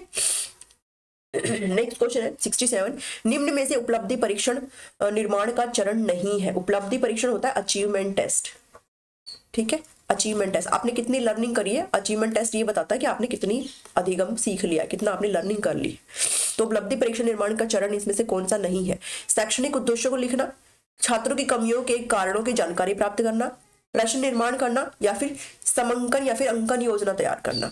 तो उपलब्धि परीक्षण आप कर रहे हो, उपलब्धि का मतलब हो जाता है आपने कितनी लर्निंग कर ली है, और जब लर्निंग कर ली है तो लर्निंग को चेक करने के लिए आप प्रश्नों का निर्माण तो करेंगे ही करेंगे, इसने नहीं पूछा है। आप अंकन योजना भी तैयार करेंगे कि आप कैसे नंबरिंग करेंगे बच्चे को टेस्ट में, और आपके सेक्शन एजुकेशनल ऑब्जेक्टिव्स को भी आप चेक करेंगे। जो नहीं करेंगे वो क्या, ऑप्शन नंबर बी, कि आप इसमें कमियों के कारणों की जानकारी प्राप्त नहीं करते हो, ठीक है। 66 हो गया यहाँ से। नेक्स्ट क्वेश्चन पर मूव ऑन करते हैं, एक मिनट, ये 66 था, 7 था ये। 68 क्वेश्चन पर चलते हैं, भावात्मक पक्ष के मापन हेतु उपयुक्त मापनी है। भावात्मक पक्ष के हेतु, ठीक है, व्यक्तित्व मापनी। भावात्मक पक्ष का मतलब होता है यहाँ पर आपकी जो अफेक्टिव डोमेन है उसकी बात करी जा रही है, जो आपके इमोशन से संबंधित होते हैं। तो व्यक्तित्व मापनी, उपलब्धि मापनी, प्रयोग मापनी या फिर अभिवृत्ति मापनी। तो इससे रिलेटेड एक क्वेश्चन आपका सीडीपी में अभी जस्ट आया था कि आप क्या करते हो, भावात्मक मतलब आपके इमोशन, और इमोशन होता है क्या, आपका अभिवृत्ति मतलब आपका एटीट्यूड कैसा है, ठीक है, आपका एटीट्यूड कैसा, और ये आपका किससे रिलेट करता है, आपके संवेग से रिलेट करता है, इमोशन से रिलेट करता है, ठीक है। तो आपका बी ऑप्शन यहाँ पर करेक्ट हो जाएगा। व्यक्तित्व, उपलब्धि और प्रायोगिक बिल्कुल भी नहीं है इसका आंसर। इसका आंसर क्या हो जाएगा, ऑप्शन नंबर बी। ये क्वेश्चंस थे आपके किसके, पेडागोजी के, ठीक है। अब देखो, एक आपसे गद्यांश यहाँ पर दिया गया है कि फ्रांस के प्रसिद्ध दार्शनिक रोमालोने ने कहा था कि पूर्व में एक भयंकर आग लगी है जो कि वहां के अंधविश्वास एवं क्रूतियों रूपी झाड़ झंकाड़ को दुग्ध करती हुई या फिर दग्ध करती हुई शीघ्र ही पाश्चात्य को भी अपनी चपेट में लेने वाली है। रोमारोला का संकेत स्पष्ट रूप से दयानंद सरस्वती की ओर था, जो भारतीय जनजागरण के पुरोधा के रूप में उभर कर सामने आए थे। तो ये आपका छोटा सा एक है, जरूरी नहीं इतना ही छोटा है, थोड़ा बड़ा भी दे सकते हैं। तो 69 से 73 तक आपको इसके अकॉर्डिंग आंसर करने हैं, ठीक है। अब देखो, आप में से किसी ने मुझे कमेंट किया कि मैम ग्रामर तो है ही नहीं ऑप्शन में। किसने कहा ग्रामर नहीं ऑप्शन में? जब आप पद्यांश जहां पर आपको दिया गया ना कि यहाँ पर आपको पैसेज दिया जाएगा, उसमें आपको लिखा गया है कि आपको ग्रामर से रिलेटेड क्वेश्चन पूछे जाएंगे, ठीक है। तो ये देखो, ये आगे ग्रामर से रिलेटेड, तो ये मत सोचना कि ग्रामर नहीं आएगी, ग्रामर आएगी, ठीक है। तो अंधविश्वास में समास है, अगर आपको समास की जानकारी है तो फिर आप मार्क कर सकते हो। अंधविश्वास का क्या मतलब होता है? अंधविश्वास का मतलब होता है अंधा है, एक सेकेंड, अंधा है जो विश्वास, ऐसा विश्वास जो अंधा है उसे अंधविश्वास बोलते हैं। और जब भी रूपी है जो आ जाए तो उसको कर्मधारय समास बोला जाता है। क्या बोला जाता है? कर्मधारय समास। इसको मैं हिंदी में फिर भी आपको अच्छे एक्सप्लेन करूंगी, इंग्लिश में मैं आपको हो सकता है थोड़ा सा इतना एक्सप्लेन नहीं कर पाऊं, बट हिंदी में आपको प्रॉपर एक्सप्लेनेशन मैं दे सकती हूँ। ठीक है, तो अंधविश्वास में जो समास है वो क्या आ जाएगा? वो आपका कर्मधारय समास आ जाएगा। ठीक है, इतना समझ में आया 69 का। नेक्स्ट पे चलते हैं कि उपसर्ग, तत्सम शब्द और हिंदी के प्रत्यय से निर्मित शब्द है, इनमें से कौन सा ऐसा शब्द है जिसमें आपका उपसर्ग भी हो? उपसर्ग वो होता है जो किसी मूल शब्द के आगे लगता है। तत्सम शब्द वो शब्द होते हैं जो संस्कृत से उठाए गए हैं, और हिंदी के प्रत्यय का मतलब होता है, प्रत्यय वो होते हैं जो किसी मूल शब्द के बाद में लगते हैं। तो दार्शनिक, झाड़ झंखाड़ो, पाश्चात्य या फिर कुरूतियों। तो ध्यान में दो, कुरूतियों में कु तो आपका उपसर्ग हो जाता है, रीति आपका एक मूल शब्द हो जाता है, और जो आपका यो है ये आपका क्या हो जाता है? ये प्रत्यय है। इसलिए आपका आंसर क्या आ जाएगा? ऑप्शन नंबर सी आ जाएगा। ठीक है, ये सब नहीं है। ठीक है, चलो नेक्स्ट क्वेश्चन पर मूव ऑन करते हैं। मैं जल्दी जल्दी इसलिए कर रही हूँ क्योंकि मॉक टेस्ट है और आप अपना टाइम भी मैनेज करिए यहाँ पर। ठीक है, 71 है, पुरोधा शब्द में संधि है। संधि को मैंने बहुत ही अच्छे तरीके से आपके साथ डिस्कस किया है, किस बार संधि होती है, व्यंजन संधि होती है, विसर्ग संधि होती है। ठीक है, तो पुरोधा शब्द में कौन सी संधि है? गुण है, यण है, व्यंजन है या फिर विसर्ग संधि है? तो हमेशा ध्यान में रखना, पुरोधा जो है आपका किससे बना है? पुरोधा आपका बना है पुर से जमा धा से। ठीक है, पुर से, और यानी कि विसर्ग संधि आ जाएगी इसके आंसर। ठीक है, और जब भी यहाँ पर ऐसे होता है तो इसका एक रूल होता है कि जो ए है, ए के बाद विसर्ग, ये आपका ओ बन जाता है, और यहाँ पर ए ना होकर के रे है तो ये आपका रो बन जाएगा, पुरोधा। ठीक है, तो आपका डी ऑप्शन इसमें करेक्ट आंसर है। 72 क्वेश्चन कहता है निम्नलिखित में से तत्सम शब्द है। तत्सम शब्द वो शब्द होते हैं जो संस्कृत से हिंदी में आकर के हम यूज करते हैं। ठीक है, और तद्भव शब्द वो होते हैं जो हिंदी के शब्द होते हैं। तो तत्सम शब्द कौन से है? संकेत है, चपेट है, झाड़ है या फिर आग है। देखो, आग का जो तत्सम शब्द होता है वो अग्नि होता है। ठीक है, और चपेट भी अपना, चपेट जो है ये भी आपका संस्कृत नहीं है, और झाड़ भी नहीं है, बल्कि जो संकेत शब्द है ना, क्योंकि हिंदी में इसको फिर आप कुछ और बोलते हैं, जैसे इशारा हो गया। ठीक है, ये जो संकेत शब्द है ये आपका क्या हो जाता है? ये आपका तत्सम शब्द हो जाता है। निम्नलिखित में से पूर्वकालिक क्रिया प्रयोग है। ये सारे जो शब्द पूछे जा रहे हैं ना, ये शब्द उस पैराग्राफ में आए हैं। ठीक है, इसलिए आपको ये दिए गए, ऐसे ही नहीं दिए गए हैं। तो पूर्वकालिक क्रिया वो क्रिया होती है जब आप एक क्रिया को खत्म करके तुरंत दूसरी क्रिया अगर स्टार्ट हो जाए। जैसे एक क्रिया अगर खत्म करके दूसरी क्रिया स्टार्ट हो, जैसे वह खाना खाते ही सो गया। वह खाना खाते ही सो गया। देखो, पहले उसने खाना खाया और तुरंत बाद ही वो सो गया, यानी कि एक क्रिया खत्म करके तुरंत बाद ही उसने दूसरी क्रिया स्टार्ट करी, तो ये पूर्वकालिक क्रिया हो जाती है। ठीक है, जिसमें आपका ये ही है ना, ये आपका आता है इसमें। ठीक, वह जो है पढ़ते ही सो गया। ठीक है, कुछ भी हो सकता है इसके पीछे। ठीक है, तो पूर्वकालिक क्रिया में आपका क्या है? भयंकर है, करती हुई है, उभर कर है या फिर के रूप में है। तो इसका जो आंसर आ जाएगा ना, वो इसका आंसर आ जाएगा बी, उभर कर। उभर कर क्या है? आपकी पूर्वकालिक क्रिया है। ठीक है, नेक्स्ट क्वेश्चन पर मूव ऑन करते हैं। 74 है। अब देखो, यहाँ पर आपके कुछ काव्यांश दिए गए हैं और इसके आधार पर आपको अपने प्रश्नों को मार्क करना है। ठीक है, जिसमें आपको 74 से 78 को आपने मार्क करना है। अगर हम यहाँ पर 15 क्वेश्चन कर रहे हैं तो 15 में आपके 13 हो चुके हैं, 74 75 आपका 15 हो जाएगा। ठीक है, उसके बाद में आपको ये नहीं कराऊंगे आगे, लेकिन इनके आंसर्स में आपको जरूर अपलोड करके दूंगी। ठीक है, क्योंकि हम यहाँ पर पूरा मॉक टेस्ट करें तो 15 से 15 ही चलेंगे। ठीक है, चलो इसमें देखो, क्षमा शोभती उस भुजंग को जिसके पास गरल हो, उसको क्या जो दंतहीन विषरहित विनीत सरल हो। 3 दिवस तक पंथ मांगते रघुपति सिंधु किनारे, बैठे पढ़ते रहे छंद अन्योन्य के प्यारे प्यारे। ये आप इसको पढ़ लेना। ठीक है, हम चलते हैं क्वेश्चन की तरफ। उपयुक्त काव्यांश के प्रथम चरण का भाव है। प्रथम चरण आपका ये रहा। प्रथम चरण कौन सा है? ये रहा प्रथम चरण। इसका भाव पूछा गया, इसका क्या भाव है कि क्षमा शोभती उस भुजंग को जिसके पास गरल हो। ठीक है, तो इसका अगर भाव की बात करी जाए तो क्षमा करना भुजंग का स्वभाव है। बलहीन व्यक्ति के लिए क्षमा आभूषण है, या फिर क्षमा शक्तिशाली को शोभा देता है, या फिर भुजंग का। तो इसका जो मतलब अगर आप समझते हो ना कि क्षमा करना, क्षमा सिर्फ वो ही कर पाता है जिसकी मतलब जो शक्तिशाली होता है। ठीक है, वो ही जो है क्षमा कर पाता है। ऐसा इंसान जो शक्तिशाली नहीं है वो नहीं कर पाता। ठीक है, तो इसका ये मतलब है। तो इसका जो आंसर आ जाएगा ना वो बी आ जाएगा, क्षमा शक्तिशाली को शोभा देती है। ठीक है, नेक्स्ट क्वेश्चन है, लास्ट क्वेश्चन है हिंदी का। 75 क्वेश्चन कहता है उपयुक्त तीसरे और चौथे चरण का केंद्रीय विचार है। तो तीसरा और चौथा चरण आप पहले देख लो, कहां पर है तीसरा और कहां पर है चौथा चरण। ठीक है, थोड़ा सा मैं इसको कर देती हूँ ऊपर। क्वेश्चन भी दिख जाएगा। आप देखो तीसरा है ये वाला, 3 दिवस तक पंथ मांगते रघुपति सिंधु किनारे, और तीसरे चौथे का कुछ है ना, हाँ, बैठे पढ़ते रहे छंद अनुनय के प्यारे प्यारे। इसका मतलब पता है क्या होता है, अगर आपने जब भगवान राम जब लंका में जा रहे थे ना, तो उन्होंने समुद्र से रास्ता मांगा, पर समुद्र ने रास्ता नहीं दिया, तो फिर उनको गुस्सा आया था। ये वाला आपने पढ़ा होगा कहीं ना कहीं, ठीक है। तो यहाँ पे यही कह रहे हैं कि वो 3 दिन तक उनसे रास्ता मांगते रहे, उनसे अनुनय करते रहे, उनसे प्रार्थना करते रहे कि आप मुझे रास्ता दो, मुझे जाना है, लेकिन वो नहीं माने। उसके बाद फिर उनको गुस्सा आया था। तो इसका मतलब यही है कि वो 3 दिवस तक उन रघुपति जो है, मतलब भगवान राम जो है, वो सिंधु किनारे बैठे रहे, उनको रास्ता मांगते रहे और छंद पढ़ते रहे अनुनय के प्यारे प्यारे कि आप मुझे दे प्लीज, मतलब रिक्वेस्ट करी उन्होंने। तो इसका भाव क्या है कि तीसरे चौथे चरण का केंद्रीय विचार है कि अनुनय विनय से दुष्टों को समझाया नहीं जा सकता, अनुनय विनय को कभी त्यागना नहीं चाहिए, निम्रता जीवन का सार है, या फिर अनुनय के प्यारे प्यारे छंद निरर्थक होते हैं। तो यहाँ पर क्या है कि माना नहीं था समुद्र, माना नहीं था सागर, तो इसका जो आंसर दिया गया ना, वो आपका ऑफिशियल ए दिया गया है कि अनुनय विनय से दुष्टों को नहीं समझाया जा सकता। ठीक है, उनको समझाया जा सकता जो समझ जाते हैं, लेकिन ऐसे लोग जो नहीं समझना चाहते उनको नहीं समझाया जा सकता। तो 75 का क्या आंसर आ जाएगा, ए आ जाएगा। ठीक है, अब इसके साथ जो है आपके नीचे भी क्वेश्चन है, तो आप उनको मैं आंसर की प्रोवाइड कर दूंगी, टेलीग्राम पर डालूंगी ये वाला पूरा मॉक टेस्ट। ठीक है, तो मैं वहां पर जो है मुझे अपलोड नहीं करूंगी, सिर्फ मैं टेलीग्राम पर डालूंगी। आप जो है टेलीग्राम पे ही इस चीज को सारी को देख लेना।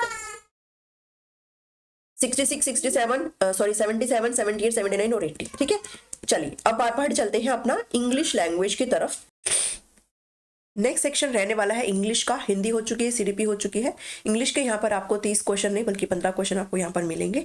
ठीक है, चलिए क्वेश्चन नंबर 61 को देखते हैं, जल्दी जल्दी करेंगे बिकॉज ये मॉक टेस्ट है आपका। ठीक है, चलिए 61 क्वेश्चन को देखिए। विच ऑफ दीज, ये पैरागोजी के सवाल है पहले। Which of these is not a cause of disorder, इसमें से डिसऑर्डर का एक कारण नहीं है। ठीक है, लर्निंग डिसऑर्डर आपने पढ़े हैं ना, डिसऑर्डर मतलब अक्षमताएं। ठीक है, हिंदी में अगर बात करें तो कौन सा इसका कारण नहीं है?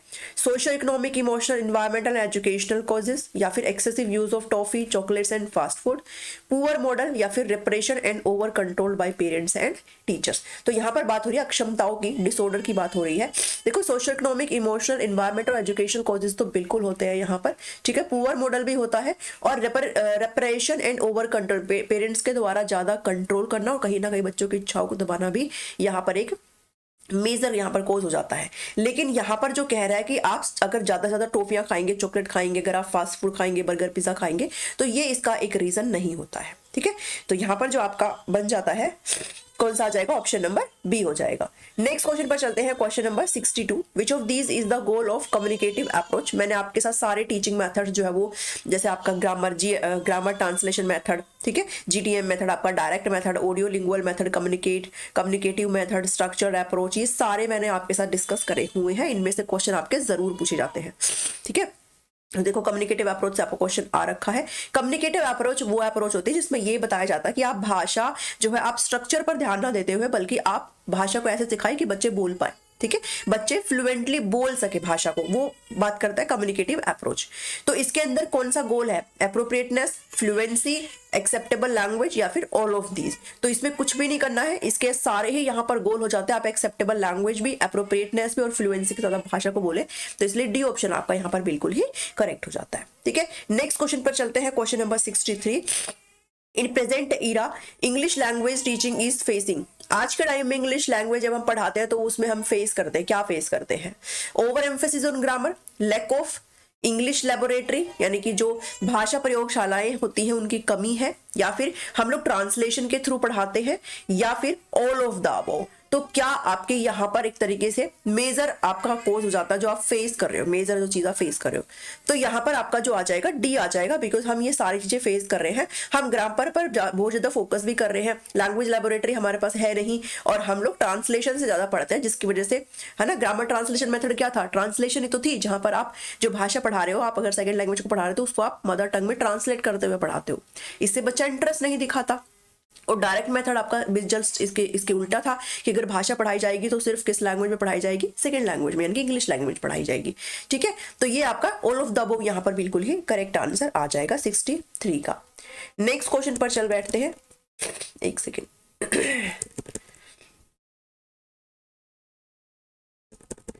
नेक्स्ट क्वेश्चन है question number 64। Unit test is an expression of dash evaluation. मूल्यांकन जब हम करते हैं तो यूनिट टेस्ट किसका हिस्सा है, नॉर्मेटिव का, इफेक्टिव का, फॉर्मेटिव का या फिर अफेक्टिव का। तो भाई ये तो आपको पता ही होगा कि हम लोग स्कूल में, आप लोग अभी अगर टीचर हैं तो आप लोग यूनिट टेस्ट ले रहे हो, है ना, हमारे टाइम पे भी होते थे भाई यूनिट टेस्ट। तो यूनिट टेस्ट क्या करता है बेसिकली, यूनिट टेस्ट आपकी जो लर्निंग में प्रॉब्लम है ना उसको कहीं ना कहीं बताता है कि बच्चे यहाँ पर पिछड़ रहे हैं, मतलब ड्यूरिंग टीचिंग लर्निंग होता है ये सारी चीजें। और ड्यूरिंग टीचिंग लर्निंग कब होती है आपका असेसमेंट, उसको आप फॉर्मेटिव असेसमेंट बोलते हो। ठीक है, क्या बोलते हो, फॉर्मेटिव असेसमेंट बोलते हो। समेटिव असेसमेंट वो असेसमेंट होता है जो आपका एंड ऑफ टीचिंग होता है। इतना आप सबको पता होगा ना, अगर पता है तो आप इस क्वेश्चन को आराम से बना सकते हो। नेक्स्ट क्वेश्चन है 65।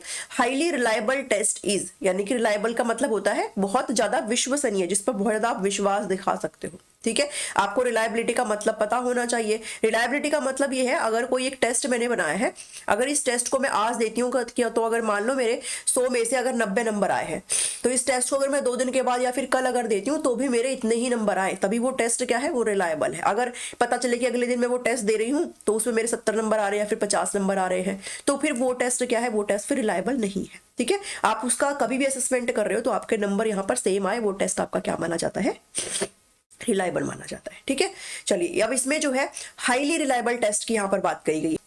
तो हाईली रिलायबल आपका टेस्ट जो है वो कौन सा हो जाएगा, ऐसे टाइप, ट्रू और फॉल्स या फिर ऑब्जेक्टिव टाइप। तो देखो हाईली रिलायबल की अगर बात करें तो वो आपका ऑब्जेक्टिव टाइप हो जाएगा, जो कि आपका मल्टीपल ऑब्जेक्टिव बेस्ड जो क्वेश्चंस आते हैं। बिकॉज अगर क्वेश्चन आपका सही है तो आप हमेशा सही रहेगा, क्वेश्चन अगर गलत है तो फिर वो गलत ही रहेगा। तो अगर एक टाइम में अगर आपके 20 नंबर आ रहे हैं 50 में से, तो अगली बार भी इसमें आपके 20 नंबर ही आएंगे, इससे ज्यादा नहीं आ सकते, ना इससे कम आ सकते। तो ये हाईली रिलायबल है। ठीक है, बिकॉज मल्टीपल चॉइस क्वेश्चन है, कोई एक ही तो आंसर होगा उसका। ठीक है, चलो नेक्स्ट क्वेश्चन पर बढ़ते हैं। Question number 66। Who has suggested 4 steps of teaching as planning?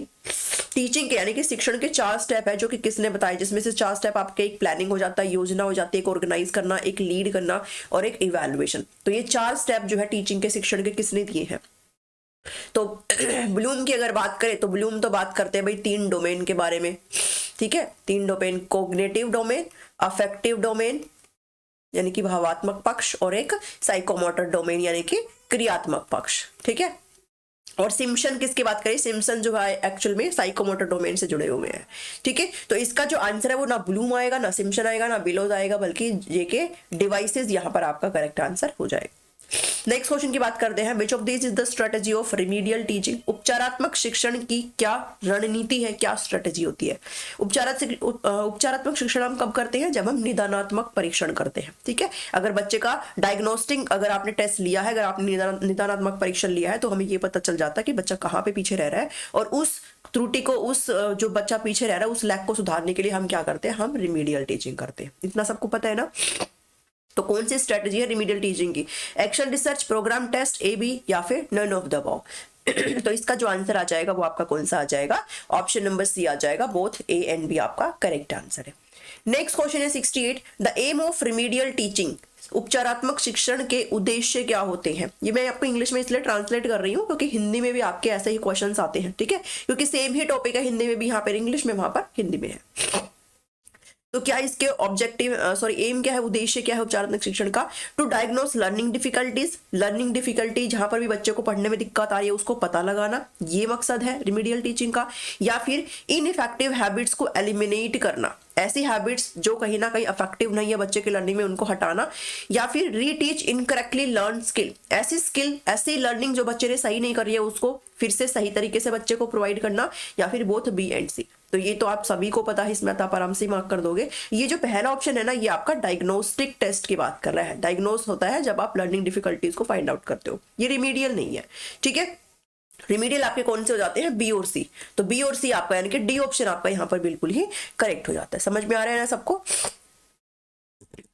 चलो लेट हो गए हैं आज, इसको मैं थोड़ा लेट पोस्ट करूंगी, लेकिन आज ही पोस्ट करूंगी। ठीक है, चल हम कई बार जो सोचते हैं ना वो नहीं हो पाता है। मैंने पता नहीं क्या सोचा था, मैं इसको सुबह ही रिकॉर्ड करने बैठ गई थी, लेकिन गेस्ट आ गए घर में और मेरे को अब फुर्सत मिल रही है और इस वक्त 6 बज रहे हैं। ठीक है, तो मैंने बीच में इसको रोक दिया था। चलो क्वेश्चन नंबर 69 to 73 आपका एक ये है, क्या है, ये पैसेज है। आप इस पैसेज को अच्छे से पढ़ोगे पहले और उसके बाद मतलब पहले देख लिया करो क्वेश्चन कैसे हैं, ठीक है, उसके बाद कई बार होता है जरूरत कि आप पैसेज भी ना पढ़ो, टाइम वेस्ट ना करो। तो ये जो क्वेश्चन आपको नीचे दिख रहे हैं ये आपके आई थिंक ग्रामर के क्वेश्चन है, ठीक है। तो आप एक बार मेन आइडिया इस पैसेज का आप लगा सकते हो कि आखिर बात क्या हो रही है यहाँ पर, है ना, आप जिस्ट पता कर सकते हो, है ना। एक्सटेंसिव रीडिंग और इंटेंसिव रीडिंग बताया था ना मैंने।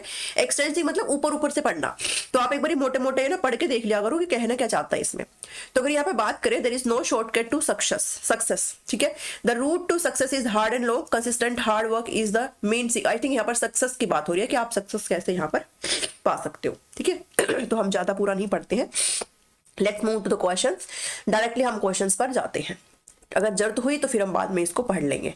चलो, फर्स्ट क्वेश्चन कहता है in the above paragraph the word second indicates. इस पैराग्राफ में एक वर्ड आया है सेकंड, ठीक है। ये पैराग्राफ एम ही नहीं है भाई, इस पैराग्राफ से ही आपके ग्रामर के क्वेश्चन आते हैं और जो वर्ड यहाँ पर होते हैं वो इस पैराग्राफ में होते हैं, ठीक है। तो यहाँ पर एक शब्द आया है सेकंड, इसका मतलब क्या है देखो सेकंड कहां पर है, अब यहां पर अगर आपको दिखाई दे रहा है, there is no shortcut to success, the route to success is hard, consistent hard work is the main secret of success. ये रहा सेकंड इंग्रेडिएंट, ठीक है, ये रहा सेकंड। यहाँ पर बात हो रही है सक्सेस की, और इसी के साथ साथ ये कह रहा है कि पहला तो ये है कि आप हार्ड वर्क करो, इसके अलावा कोई शॉर्टकट नहीं है। दूसरा कह रहा है कि सेकंड इंग्रेडिएंट, सक्सेस का जो दूसरा इंग्रेडिएंट है उसकी बात करी जा रही है।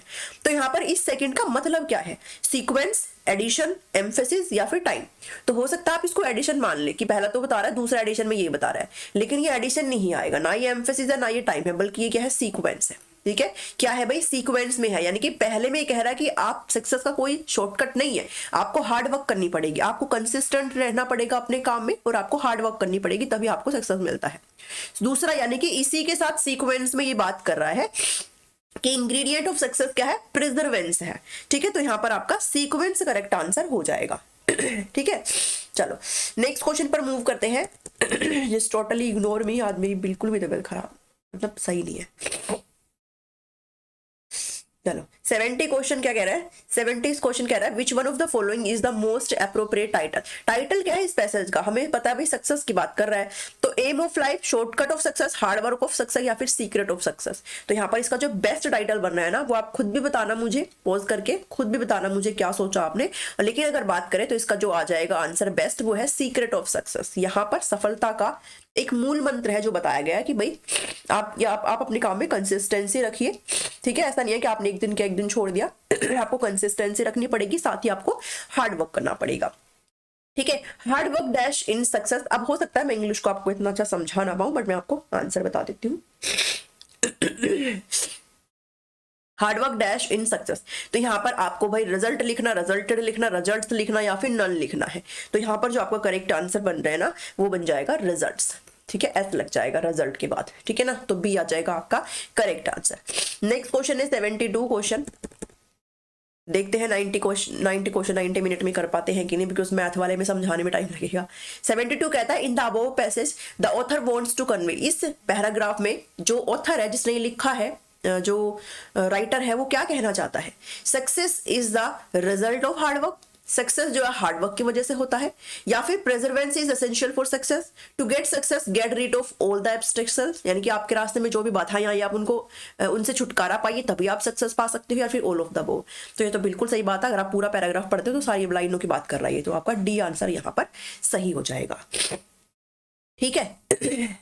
चलो नेक्स्ट देखते हैं क्वेश्चन नंबर 73 पर जाते हैं। People do hard work, people do hard work, लोग जो है हार्ड वर्क करते हैं, हेयर्ड नहीं, hard work is essential for success, so people are hard working. ये लाइन क्या बताती है, देखो भाई फिगर ऑफ स्पीच जो है आपसे पूछी जाती है, ठीक है। फिगर ऑफ स्पीच अगर आपने कभी पढ़ी हो, फिगर ऑफ स्पीच जो है वो आपसे पूछी जाती है, जैसे एलिट्रेशन हो गया है, जहां पर आपका जो कॉन्सोनेंट है वो रिपीट होता है, ठीक है।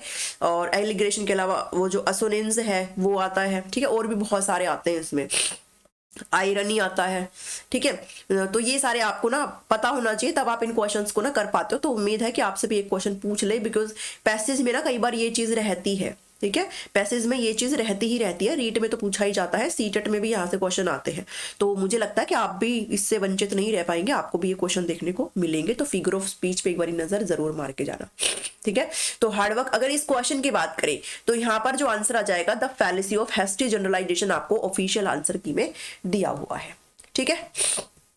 चलिए नेक्स्ट क्वेश्चन है। उसके बाद देखो आपको ना ये पोयम वगैरह दी जा रही है जिसमें आपको ये पहरा दिए हैं, एक एक्सट्रैक्ट 1 के नाम से, एक्सट्रैक्ट 2 के नाम से और एक्सट्रैक्ट 3 के नाम से। ऐसे ही आपसे बिकॉज पोयम वगैरह सब आपको मेंशन है कि आपसे जो है पूछी जा सकती है, एक पैसेज पूछ लेंगे या फिर एक पोयम पूछ लेंगे और इसमें आपको ग्रामर के क्वेश्चन डाल देंगे। ठीक है, मिलेगा ऐसे ही मिलेगा। तो आपको ये जैसे लाइनिंग भी दी गई है इधर साइड में 1 2 3 4 5 6 है ना, तो ऐसे ना क्वेश्चन मिलेंगे इसके अकॉर्डिंग। तो हम 13 क्वेश्चन कर चुके हैं, 2 क्वेश्चन आपको और रहते हैं इंग्लिश में। ठीक है, ये क्वेश्चन और ये क्वेश्चन, तो इन दोनों को करेंगे। उसके बाद जो रिमेनिंग क्वेश्चन है उसके आंसर की मैं आपको इस पीपीटी के एंड में प्रोवाइड कर दूंगी, तो आप उनको भी करते रहिएगा। अभी मैं इन सबको इसलिए नहीं ले रही हूँ क्योंकि फिर वो रिदम टूट जाएगा। ठीक है, चलो the rhyming scheme of extract 1, यानी कि राइमिंग स्कीम क्या है, ये क्वेश्चन पूछे जाते हैं भाई, क्या राइमिंग स्कीम है। तो राइमिंग स्कीम निकालने के लिए पता क्या करते हैं, आता भी होगा आप सभी को।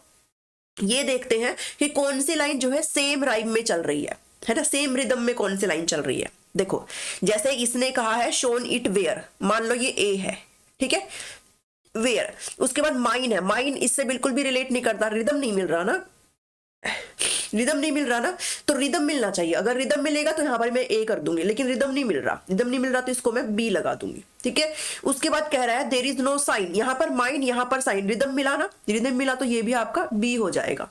ठीक है, उसके बाद क्या कह रहा है एयर, यहाँ पर वेयर है, माइन है, देयर इज नो साइन, ये बी, एयर और वेयर, रिदम मिल रहा है ना, तो ये भी आपका ए हो जाएगा। ठीक है, फिर कहता है my design, mine sign design, rhythm मिल रहा है, रिदम मिल रहा है तो ये भी बी हो जाएगा। ठीक है, उसके बाद कहता है कि ये शेयर है, वेयर, एयर और शेयर, रिदम फिर से मिल रहा है तो ये भी क्या हो जाएगा, ये ए हो जाएगा। तो हमारा जो रिदम बना है वो बना है A B B A B A B B A B A. अब एक बार फटाफट से देख लेते हैं ये कहां पर है, A B B A B A. तो ये जो आपको दिखाई दे रहा है A B B A B A, ये आपको डी ऑप्शन में दिखाई दे रहा है। ठीक है, ये ऐसे भाई क्वेश्चन पूछे जाते हैं। तो रिदम जहां पर मिल रहा है ना, जहां पर आपकी राइम मैच हो रही है, वहां पर आपको ऐसे नंबरिंग कर दें, जहां पर नहीं मिल रही है वहां पर आप बढ़ जाओ आगे। जैसे मान लो कि पहली लाइन में ए है, दूसरी लाइन में नहीं मिल रहा तो बी कर दिया, तीसरी लाइन में फिर से नहीं मिल रहा तो उसको सी डाल दो, चौथी लाइन में नहीं मिल रहा तो उसको डी डाल दो, ऐसे नंबरिंग करके करते हैं। ठीक है, तो ये चीज ना ध्यान में रखना, तो इसका डी आंसर आ जाएगा। नेक्स्ट क्वेश्चन है question number 75, line silence surrounds us I would have contains. इसमें एलिट्रेशन, ये देखो फिर से आपका फिगर ऑफ स्पीच से क्वेश्चन आया है कि एलिट्रेशन, सिमिल और क्या बोलते हैं असोनेंस, ठीक है, और आपका ये पर्सोनिफिकेशन, इसमें से आपका कौन सा आएगा। तो एलिट्रेशन पता है क्या होता है, एलिट्रेशन होता है जहां पर शब्दों में पहला और जो दूसरा लेटर है ना किसी भी वर्ड का वो रिपीट हो रहा हो। ठीक है, और वो भी कॉन्सोनेंट हो, वावल नहीं, ए ई आई ओ यू रिपीट नहीं होना चाहिए, कॉन्सोनेंट रिपीट होना चाहिए, वो एलिट्रेशन होता है। ठीक है, एसोनेंस होता है जहां पर वावल रिपीट होते हो। ठीक है, वो एसोनेंस होता है। सिमिल का मतलब होता है जहां पर आपको एज दिखाई दे जाए, लाइक दिखाई दे जाए, सो दिखाई दे जाए, तो वहां पर सिमिल आता है। ठीक है, तो ऐसे भाई आप इनको जरूर करके जाना। तो देखो भाई silence surrounds us I would have, तो इसका जो आंसर आ जाएगा ना, देखो एस यहाँ पर आ रहा है, एस यहाँ पर भी आ रहा है, तो मुझे लगता है इसका जो आंसर जाएगा वो एलिट्रेशन जाएगा। ठीक है, ऑफिशियल में जो इसका आंसर है वो भी आपका 75 ही है। ठीक है, हाँ 75 ही है, बाकी अगर कोई लगता है आपको कि नहीं ये है तो फिर आप बता देना। ठीक है, 75 का एलिट्रेशन ही मुझे लग रहा है। ठीक है, चलो ये क्वेश्चन भैया आप करते रहे ना, पूरे 15 क्वेश्चन यहाँ पर आपके इंग्लिश के जो है वो हो चुके हैं। अब हम फटाफट से मैथ्स और रीजनिंग में मूव करेंगे। ठीक है, ये 15 क्वेश्चन आपके हो चुके हैं, यहाँ से आपके इंग्लिश के खत्म होते हैं। ठीक है, मुझे बताना कितने नंबर बन रहे हैं आप सभी को, बिकॉज ऐसे ही क्वेश्चन आपसे पूछे जाएंगे। इससे ना आप अपनी वो भी जांचो, क्या जांचोगे कि आपकी स्पीड क्या है। ठीक है, चलो अब इस यहाँ पर आपके 20 क्वेश्चन आते हैं, मिक्स क्वेश्चन है। ठीक है, और ये मैंने एचटेट के क्वेश्चन उठाए हैं जो कि आपसे पूछे जाते हैं। चलिए यहीं पर ये सॉल्व करेंगे इन क्वेश्चंस को। क्वेश्चन नंबर 1 कहता है, उम्मीद है कि आपको सब चीजें दिख रही है। क्वेश्चन नंबर 1 है वो आपका किससे है भाई, रीजनिंग से क्वेश्चन है, और ये कहता है in certain code language distance जो है आपका वो IDTATOE से लिखा हुआ है, और डॉक्यूमेंट लिखा हुआ है ऐसे, तो फिर थर्सडे कैसे लिखा जाएगा। तो देखो दोनों का सीक्वेंस सेम है, तो ये थोड़ा आगे पीछे, तो मैं पहले इसका करके देख लेती हूँ। देखो यहाँ पे देखते हो तो DO ये OD है, पलट दिया इसने। ठीक है, फिर CUM है, ये नहीं पलटा, UM MU ये पलट दिया, यानी कि ये 2 पलट रहे हैं, एक सेकेंड, ये दो क्रॉस में जा रहे हैं, ये दो क्रॉस में जा रहे हैं, और फिर ये दो क्रॉस में जा रहे हैं, जैसे ऐसे क्रॉस में, ठीक है। उसके बाद एक छोड़ के फिर से दो क्रॉस में जा रहे हैं, ऐसे एक छोड़ के फिर से ऐसे दो क्रॉस में जा रहे हैं, ठीक है। और ये कैसे जा रहा है, ये +1 हो रहा है, CDEF, ठीक है। ऐसे ये मिलेगा, DI है, ID है, ये दोनों क्रॉस में जा रहे हैं। S के बाद T आता है, ये छोड़ दिया, TAAT ये क्रॉस में जा रहा है।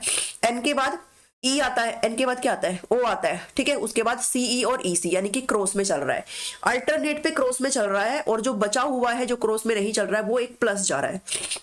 तो इसके अकॉर्डिंग क्या हो जाएगा, यहां पर हो जाएगा T, यहां पर हो जाएगा H, क्रॉस में मार दिया मैंने। U के बाद आता है V, फिर से क्रॉस करूंगी, S इधर आ जाएगा, R इधर आ जाएगा, D के बाद आता है E, और ये Y आ जाएगा, और ये A आ जाएगा, ठीक है। अब इसको कर लो match, HTVSREYE, B option, second option आपका यहाँ पर करेक्ट हो जाता है, ठीक है। इजी आते हैं ये क्वेश्चन, इतनी कुछ महाभारत नहीं आती, ठीक है। चलो नेक्स्ट क्वेश्चन पर चलते हैं। नेक्स्ट क्वेश्चन है आपका डायरेक्शन से, ठीक है। डायरेक्शन की बात कर रहा है, ये डायरेक्शन में कह रहा है कि आप, मैं ना सबसे पहले इन क्वेश्चन को सोल्व करते हुए डायरेक्शन लिख लेती हूँ हमेशा। ये ईस्ट हो गई, ये वेस्ट है, और नॉर्थ हमेशा ईस्ट के एंटी क्लॉकवाइज आता है, ठीक है। क्लॉकवाइज होता है ऐसे, एंटी क्लॉकवाइज होता है ऐसे, ठीक है।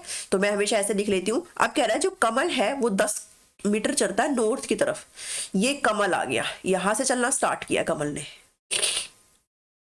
10 किलोमीटर चल बैठा, ठीक है। यहाँ पे पहुंच गया नॉर्थ की तरफ। अब कह रहा है from there he walk 6 metre toward south, यानी कि जस्ट उल्टा जा रहा है भाई, साउथ तो ऊपर है ना, तो जस्ट उल्टा जा रहा है 6, ये पूरा 10 था, तो लेट्स से कि 6 कितना हो चुका है, इतना हो चुका है। अब कमल यहाँ आ गया, ठीक है, बिकॉज पहले ये नॉर्थ में जा रहा था, उसके बाद ये साउथ में जा रहा था। अब कह रहा है then he walks 3 metre towards east, east यहाँ है इधर, यहां से वो 3 मीटर जाएगा, ये रहा 3, ये है 6, और ये पूरा बात करें तो ये पूरा है 10, ठीक है। उसके बाद कह रहा है इन विच डायरेक्शन, सिर्फ डायरेक्शन पूछा, हमें कैलकुलेशन नहीं करनी। In which direction is he with reference to the starting point, starting point से देखें तो उसके आप डायरेक्शन क्या है, वो अब यहां पर बैठा है, और स्टार्टिंग पॉइंट है ये, तो ऐसे देखना आपको डायरेक्शन, ठीक है। ये है आपका साउथ, ये है आपका ईस्ट, ये है आपका नॉर्थ, तो ये डायरेक्शन क्या हो गई है, ये डायरेक्शन हो गई है नॉर्थ ईस्ट, ठीक है। ऐसे आप इन क्वेश्चंस को बनाएंगे, बहुत ही आसानी से ये क्वेश्चन आपके बन जाते हैं। चलो नेक्स्ट क्वेश्चन है क्वेश्चन नंबर 63, जो कि आपका है किसे, population of the village increased by 5% and the next year it decrease by 5%। If at the end of the second year तो पॉपुलेशन वाज इतना। ये कह रहा है कि कोई पॉपुलेशन है, ठीक है, पॉपुलेशन जो है विलेज की, वो पहले साल में 5% इंक्रीज करती है। कितनी इंक्रीज करती है, 5%।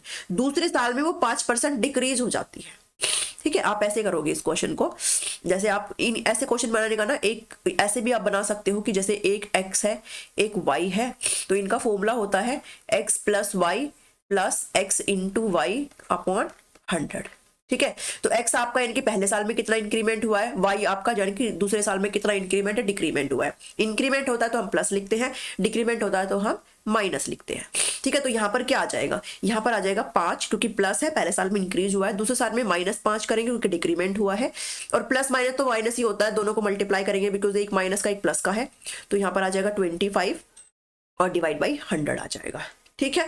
इतना यहाँ से आया। अब आपको क्या करना है भाई, 25 पे 4 पे गया, ये 1/4 हो गया। सीधा तौर पर आपको क्या लेना है, एलसीएम लेना है, ठीक है।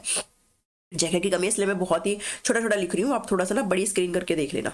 उसके बाद कहता है 5 - 5 - 1/4, एलसीएम ले लो, 4 आ जाएगा, 20, ये -20 -1, यानी कि ये कितना आ जाएगा, 20 में से -21 -1/4, ठीक है, -1/4, यानी कि ये कितना आ जाता है 0.25 माइनस का। यानी कि आप क्या करेंगे, आप माइनस करेंगे। अगर स्टार्टिंग में लेट्स से कि स्टार्टिंग में आपकी पॉपुलेशन अगर 100% है, तो इंक्रीज होने के बाद, डिक्रीज होने के बाद जो चेंज आया पॉपुलेशन में वो कितना आया है, -2.5% का आया है। और माइनस है तो 100 में से मैं इसको क्या करूंगी, माइनस कर दूंगी, तो 2.5, ठीक है, ये आ गया 75, यहां पर आ गया 9, और ये भी कितना आ जाएगा भाई 9, 99.75 है ना, 5 और 5 10 7 2 10 9 और 1 10, हाँ 99.75 का जो है अल्टीमेट आपका आया है परसेंट में, ठीक है, जो कि आपका सेकेंड ईयर में मिलेगी पॉपुलेशन। लेकिन इन्होंने सेकेंड ईयर में हमें वैल्यू दे रखी है जो कि है 800, तो ये हम कर लेंगे 9975, ऊपर मैं 100 कर दूंगी और 100 मुझे ओरिजिनल निकालनी है, ठीक है। तो 100, ये 100 मैंने इसका ना दशमलव खोल दिया है, ठीक है। तो जब आप इसको करोगे ना तो ये 8 पे जाएगा, कितने पे जाएगा, 8 पे जाएगा ये, ठीक है। क्योंकि 8 पे करके देख लो, 8 5 जा 40 होता है, 0 4 56 और 4 60, 0 6 72 और 6 कितना होता है भाई 78 होता है, 7 कितने से मल्टीप्लाई कर रही हूँ मैं, 8 से, ठीक है। 8 नीम 72 और 6 78 होता है, 7 8 नीम 72 और 6 78 होता है, ठीक है।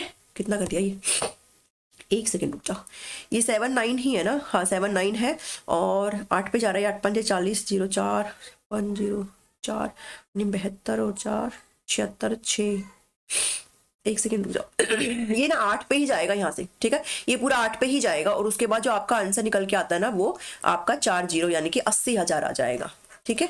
ये आपका क्या आ जाएगा, ऑप्शन नंबर 3 यहाँ पर करेक्ट है, ठीक है। कहीं ना कहीं कुछ ना कुछ हो रहा होगा लेकिन आंसर आपका यही आएगा, ठीक है। एक बार मैं फिर से करके देख लेती हूँ इसको कि क्या दिक्कत आ रही है। 79800 डिवाइड बाई कितना था ये 99.75, मेरी पॉइंट हटा के ऊपर 0 चला जाएगा वो ठीक है, ये जाता है 8 पे जाना चाहिए ये, तो इसको मैं करती हूँ, तो 8 5 जा 40, 0 4 6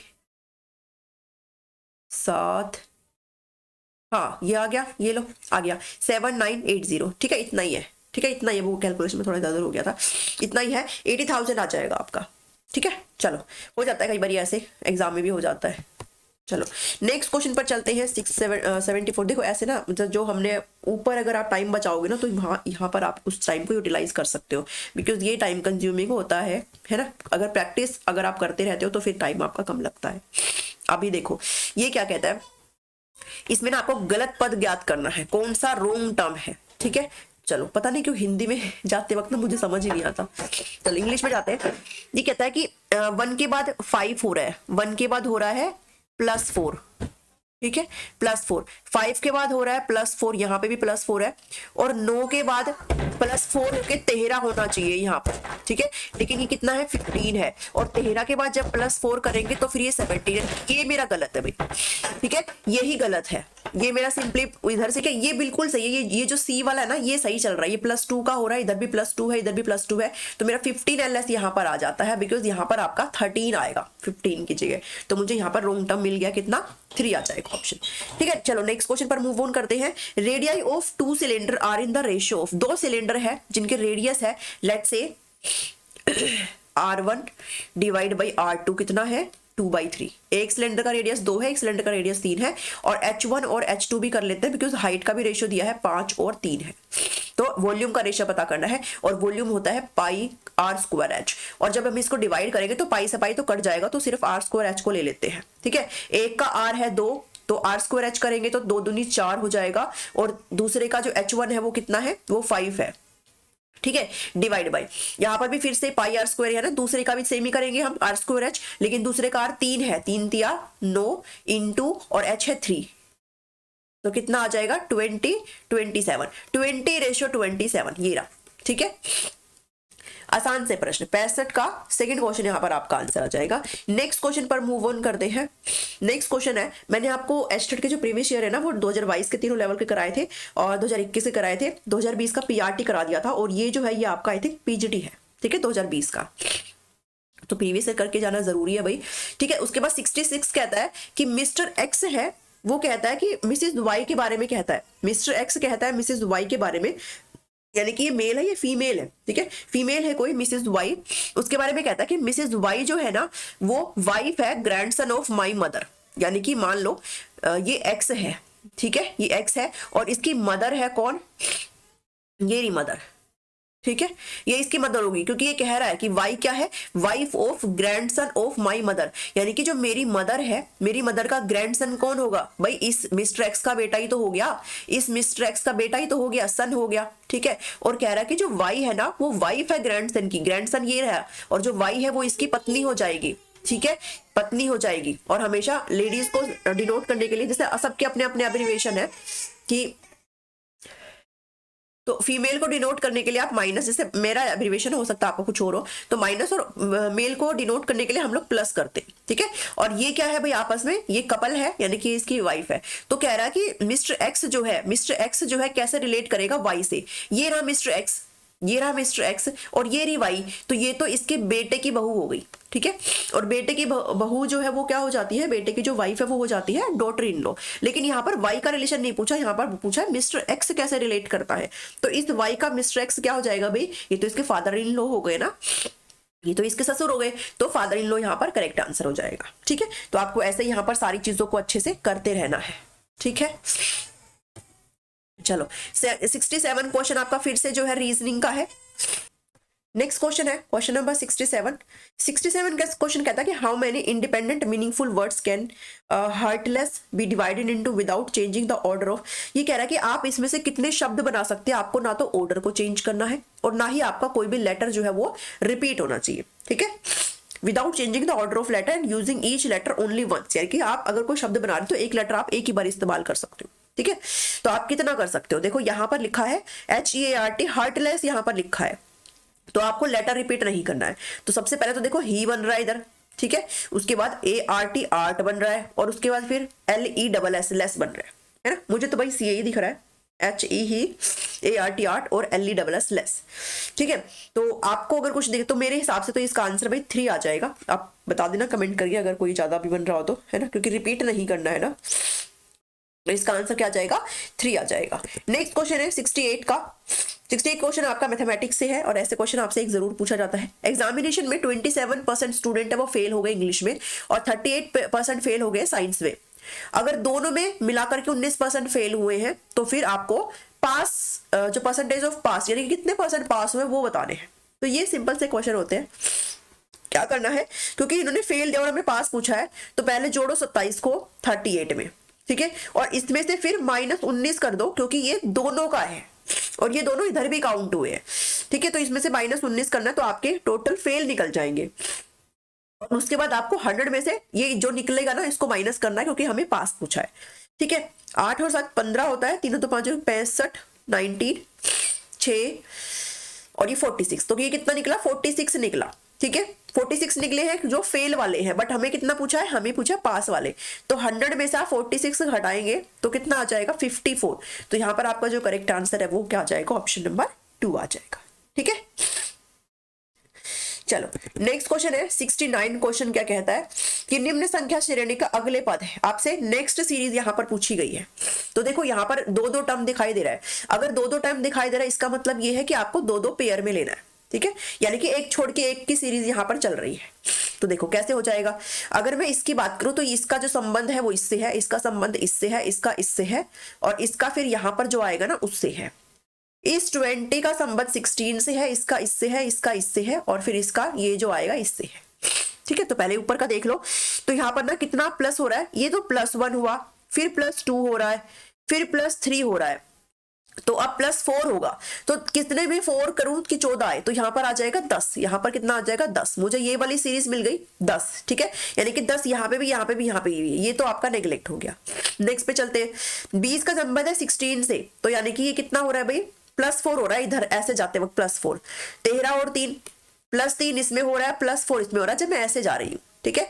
और ये 11 में +2 तो यानी कि अब +1 होगा। लेकिन किस में +1 करूं कि 11 आए, ऑब्वियसली बात है 10 में ही करूंगी। तो मेरे दोनों ही टर्म क्या निकले हैं, दोनों ही टर्म 10 और 10 निकले हैं। इसलिए मेरा आंसर क्या आ जाएगा, ऑप्शन नंबर 1 आ जाएगा, ठीक है। करके देखना, चीजें हो जाती है। नेक्स्ट क्वेश्चन पर मूव ऑन करते हैं। 70 क्वेश्चन कहता है a man rows upstream 13 kilometer and downstream 28 kilometer taking 5 hours each time. What is the speed of the water? Water की स्पीड आपसे पूछी गई है। तो ऐसे क्वेश्चन में हमेशा ध्यान में रखा करो, जब भी अपस्ट्रीम की बात आती है, जब भी किसकी बात आती है, अपस्ट्रीम की बात आती है, तो हमेशा जो यू होता है ना, इधर लिख देती हूँ, यू होता है स्पीड ऑफ बोट, ठीक है। नाव की स्पीड, और v होती है स्पीड ऑफ करंट, यानी कि पानी की। करंट वो बिजली वाला नहीं है, पानी है, धारा की स्पीड है, ठीक है। तो u हमेशा बोट की स्पीड को आप कुछ भी मान सकते हो, v होता है स्पीड ऑफ करंट, ठीक है। तो यहाँ पर uv मान के चल लो या फिर pq मान के चल लो, जो भी एब्रिविएशन आप लगाना चाहते हो, ठीक है। और जब भी बात अपस्ट्रीम की होती है ना, तो अपस्ट्रीम हमेशा बोला जाता है u माइनस v को, और डाउनस्ट्रीम बोला जाता है u प्लस v को, ठीक है। आप इसको ऐसे याद भी कर लेना। डाउनस्ट्रीम मतलब धारा के साथ, और अपस्ट्रीम मतलब धारा के विपरीत। अगर विपरीत है तो u माइनस वी करेंगे, और अगर धारा के साथ वाली दिशा में है तो u प्लस वी करेंगे, दोनों की जो स्पीड है उसको प्लस कर देंगे। इतना यहां से कंसेप्ट समझ में आया। अब कह रहा है जब हम अपस्ट्रीम जाते हैं तो 13 किलोमीटर जाते हैं, डाउनस्ट्रीम जाते हैं तो 28 किलोमीटर जाते हैं, और हमें कितना टाइम लगता है, हमें 5 घंटे लगते हैं। तो स्पीड ऑफ वाटर है, यानी कि हमें जो है v निकालना है, ठीक है। हमें क्या निकालना है, हमें v निकालना है। तो हम कैसे निकालोगे इस चीज को, भाई स्पीड क्या होता है, स्पीड होता है डिस्टेंस अपॉन में टाइम होता है, ठीक है। और टाइम मुझे पता है, टाइम कितना है, 5 आवर्स है, ठीक है। तो यहां पर डिस्टेंस बाय स्पीड टाइम हो जाएगा, ठीक है। अगर ये टाइम इधर चल जाए, नीचे स्पीड आ जाए, तो ये आप देखो, अगर स्पीड अपस्ट्रीम है, अगर स्ट्रीम अपस्ट्रीम है तो डिस्टेंस आ जाएगा 13, और अपस्ट्रीम होता है u माइनस वी, ठीक है। और अगर आपकी जो डिस्टेंस है वो अगर डाउनस्ट्रीम है तो u प्लस वी होता है, और ये हो जाएगा 28, ठीक है। इतना यहां से समझ में आया आप सभी को, ठीक है। तो टाइम क्या है दोनों का, दोनों का टाइम है भाई 5। तो ऐसे ना आप इस इक्वेशन को सोल्व कर लो। अब इस इक्वेशन को करो, इसके भी इक्वल में 5 है और इस पूरी इक्वेशन के इक्वल में भी 5 है। अब पहले ना u प्लस वी वाली को रख लेते हैं। तो अगर u प्लस वी वाली को सोल्व करते हो तो मेरा ऐसे बनता है 5v plus 5u is equal to 28। एक इक्वेशन ये आई। दूसरी इक्वेशन बनती है 5u माइनस 5v, इसको आप u मानो और इसको v मानो, इज इक्वल टू, और ये है 30, ठीक है। चलो अब प्लस कर दो सारी को, तो ये 10u आ जाएगा, ये तो माइनस ही हो जाएगा। 8 और 3 11 होते हैं, 2 और 1 3 और 1 4 होते हैं। तो u कितना आ गया, u आ जाएगा 41/10, यानी कि मेरी स्पीड ऑफ बोट आ जाएगी 41/10। अब मैं किसी भी इक्वेशन में u पुट कर लूंगी तो मेरा जो है v की वैल्यू आ जाएगी, ठीक है। चलो u जो है लेट्स से मैं इसमें पुट कर देती हूँ, 5u plus 5v is equal to 28। तो u है मेरा 41/10, ठीक है। तो 5 into 41/10 plus 5v is equal to 28। तो 5 और ये 2 हो जाएगा, ठीक है। तो अगर एलसीएम लेती हूँ तो ये 41 10v इज इक्वल टू 56 आ जाएगा, बिकॉज ये 2 मैंने इधर भी, मैं एक ही उसमें लेके चली गई, 2 का मल्टीप्लाई मैंने इधर भी कर दिया, ठीक है। तो 10v कितना निकलता है, 6 में से गया 5 आता है, और ये तो v आ जाएगा 15/10, 5352। तो v कितना आ जाएगा 1 राइट 1/2 किलोमीटर पर आवर, ठीक है। ऑप्शन नंबर 1 यहाँ पर मेरा सही आंसर है, ठीक है। ये मैंने समझाने के लिए इतना कुछ झमेला कर दिया, आपके जो है क्वेश्चन बन जाएगा फटाफट से। आप अपनी जैसे जो आपका रफ स्पेस होता है ना, उसमें फटाफट से आप इस चीज को सोल्व कर सकते हो। चलो नेक्स्ट क्वेश्चन है 71 क्वेश्चन कहता है कि जो शाम है, मैं इसको मेरे मिटा लेती हूँ बिकॉज स्पेस है नहीं फिर इतना। एक सेकेंड, क्वेश्चन पढ़िए आप इतने और इसको बनाने की कोशिश करिए, ठीक है। पेन कॉपी लेके बैठे हो ना। चलो नेक्स्ट क्वेश्चन है question number 71। Shyam write down all integers from, मतलब 1 से 100 तक वो जितने भी पूर्णांक है उनको लिखता है, और कितने टाइम वो 3 लिखता है, हमें ये बताना है कितने टाइम लिखता है। देखो सीधी सी बात है भाई, एक तो जब वो 1 वाली लिखता है तो लिखता है, फिर एक वो 11 वाली लिखता है तो लिखता है, फिर एक वो 21 वाली लिखता है, फिर एक वो 31 वाली लाइन, 41 51 61 71 81 और एक ये 91। तो इसमें आपका एक आ जाएगा, 11 वाली में एक आ जाएगा, 21 वाले में आपके 2 आएंगे। 2 क्यों आएंगे, क्योंकि एक तो 23 और एक 30, ठीक है, 2 आ जाएंगे। अब 31 वाले में तो आप 3 हर बार चला आ रहा है, ठीक है, यानी कि 39 तक, तो 9 तो ये हो गए, लेकिन एक 33 है तो यहाँ पर भी आपका कितना 10 हो जाएगा। इसमें आपका एक आ जाएगा, इसमें भी एक, इसमें भी एक, इसमें भी एक, इसमें भी एक और इसमें भी एक। अब इसको काउंट कर लो, 1 2 3 4 5 6 10 और 6 16 17 18 19 20 और 21, ठीक है। 21 नहीं है, ये एक ही है, ठीक है। तो 20 आ जाएगा। कितना आंसर आ जाएगा 20। कितनी बार आप 3 लिखोगे, आप लिखोगे 20 बार, ठीक है। चलो 72 क्वेश्चन कहता है A is elder to B and C, ठीक है, ए जो है बी से बड़ा है, तो ए जो है ये लो मैंने बी से बड़ा कर दिया, बी मैंने नीचे लिख दिया। C and D are elder to E, C और डी जो है वो ई से एल्डर है, ठीक है। ई लाइज बिटवीन ए और सी, ई जो है वो ए और सी के बीच में लाई करता है। ये ए रहा, ये सी रहा और ये ई रहा, बट जरूरी नहीं है सी ऊपर भी आ सकता है, तो मैं 2 बना लेती हूँ ऐसे, ठीक है। चलो अब एक बार ना ये देख लेती हूँ, ये क्या है कि भाई बी से तो ए ऊपर है, ठीक है, ये सही है। ई जो है सी और डी के नीचे आता है, तो देखो लेकिन ये तो ऊपर है, यानी कि ये कैंसिल हो गया, यही वाला चलेगा, ठीक है, क्योंकि इसने कहा है कि ई जो है सी के नीचे है, तो देखो सी के नीचे आ गया, ठीक है। अब जो बी है वो ए के नीचे है, ये वाले भी मैंने ले आई इधर, ठीक है। अब कह रहा है ई lies between A and C, ठीक है। सी इज एल्डर टू बी, सी जो है बी से बड़ा है, हाँ देखो मैंने कर दिया ना, सी जो है बी से बड़ा है। Then which of the following statement is necessarily true, इनमें से कौन सा स्टेटमेंट है जो कि ट्रू है। यहाँ पर बात हो रही है ए बी सी डी और ई की, मैंने ए लिख दिया, बी लिख दिया, सी लिख दिया, डी नहीं लिखा है, ठीक है। कहीं पर तो आपका क्या आएगा, डी भी आएगा, क्योंकि सी और डी जो है वो ई से बड़े हैं, ठीक है, तो आपका डी भी कहीं पर यहीं पे आएगा। तो कौन सा स्टेटमेंट जो है आपका ट्रू है। ए जो है सी से बड़ा है, नहीं ये तो गलत है ना, इसके अकॉर्डिंग देखें तो ए सी से बड़ा नहीं है।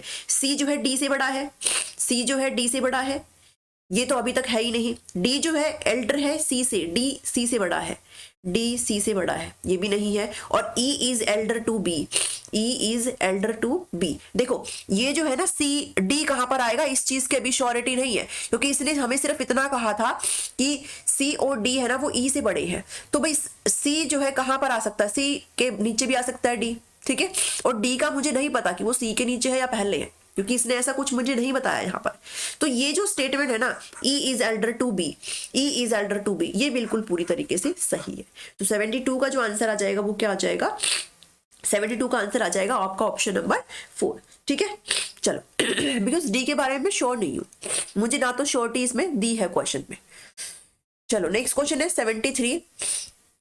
Among M, T, R, K, D, each having a different height, M is shorter। वो ये सेम वही चीज है कि M जो है T से छोटा है, ठीक है। तो छोटा करने के लिए T से M में नीचे लिख लूंगी, क्योंकि M की हाइट जो है T से क्या है, छोटी है। मैं ऐसे ही लिखती हूँ, हो सकता है आपका अपना तरीका हो तो आप अपने तरीके से करिए। M is shorter only, M सिर्फ T से छोटा है, ठीक है। इसने ये कहा है M जो है सिर्फ और सिर्फ T से छोटा है, ठीक है। चलो यानी कि ये ऊपर आएंगे, ये टॉप में आएंगे, क्योंकि टी से ही छोटा है, बाकी जो भी है उन सबसे बड़ा है, ठीक है, क्योंकि इसने ओनली कहा है। हाँ, M is shorter only from T, D is taller only from K. D जो है सिर्फ और सिर्फ के से बड़ा है, बाकी सब क्या है इसके ऊपर जाएंगे, ठीक है। तो हु विल बी द, देखो सबसे ऊपर तो फिर मेरा टी ही आ गया, क्योंकि इसने मुझे कहा है ओनली है कि एम से बड़ा सिर्फ और सिर्फ टी है, ठीक है, बाकी सब इसके नीचे है। और कह रहा है कि सबसे छोटा फिर आपका के हो गया, क्योंकि डी जो है सिर्फ और सिर्फ इससे ही बड़ा है, तो ये ऊपर के 2 हो गए, ये सबसे नीचे के हो गए, बीच में आपका कहीं जो बच गया वो रहता है। Who will be the third tallest person, तो कौन सा बच गया, एम टी आर के डी है, एम टी आर आर रह गया, तो आपका थर्ड टॉलेस्ट कौन सा आ जाएगा भाई, आर आ जाएगा, ठीक है। तो 73 का क्या आ जाएगा, ऑप्शन नंबर 4 आ जाएगा, ठीक है। चलो नेक्स्ट क्वेश्चन पर चलते हैं, क्वेश्चन नंबर 74 पर चलते हैं। क्वेश्चन नंबर 74 आपको है भाई, ये किससे दिया है, आपका मैथ से है, और आपको इसका स्क्वायर रूट निकालना है। तो देखो इस क्वेश्चन को अगर आप ध्यान से देखते हो तो ऊपर आपके 4 पावर है और नीचे आपकी 2 की पावर है। अगर आप अंदर की चीजें देखते हो तो सेम है, ऊपर भी और नीचे भी, ठीक है। तो आप मान लो कि अगर इसको मैं सॉल्व करके लिखती हूँ तो 4 1 जा 4 और 3 7/4 आ जाता है, ठीक है। तो अगर मैं ऊपर का लिखूँ 7/4 की पावर 4 माइनस में, और ये आ जाता है 3 दूनी 7/3 की पावर 4, नीचे है आपका 7/4 की पावर स्क्वायर माइनस में 7/3 की पावर स्क्वायर, ठीक है। आपने एक फॉर्मूला पढ़ा होगा कि ए स्क्वायर माइनस बी स्क्वायर होता है ए माइनस बी और ए प्लस बी, ठीक है। तो आप इस फॉर्मूले को ऐसे खोल सकते हो भैया, आप इसको ऐसे लिख सकते हो ना, 7/4 की स्क्वायर और फिर उसका एक और स्क्वायर, ठीक है।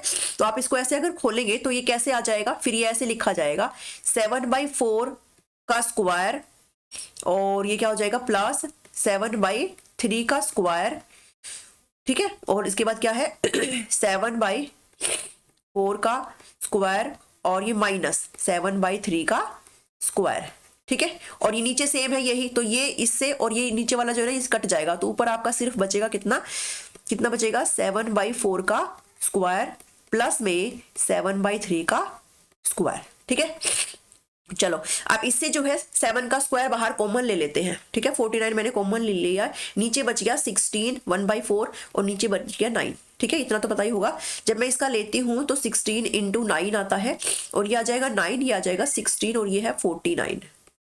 इतना यहां से समझ में आया। अब जो है 49 25 और ये है 16 × 9। ठीक है, अब मुझे जो है इनका स्क्वायर रूट लेना है।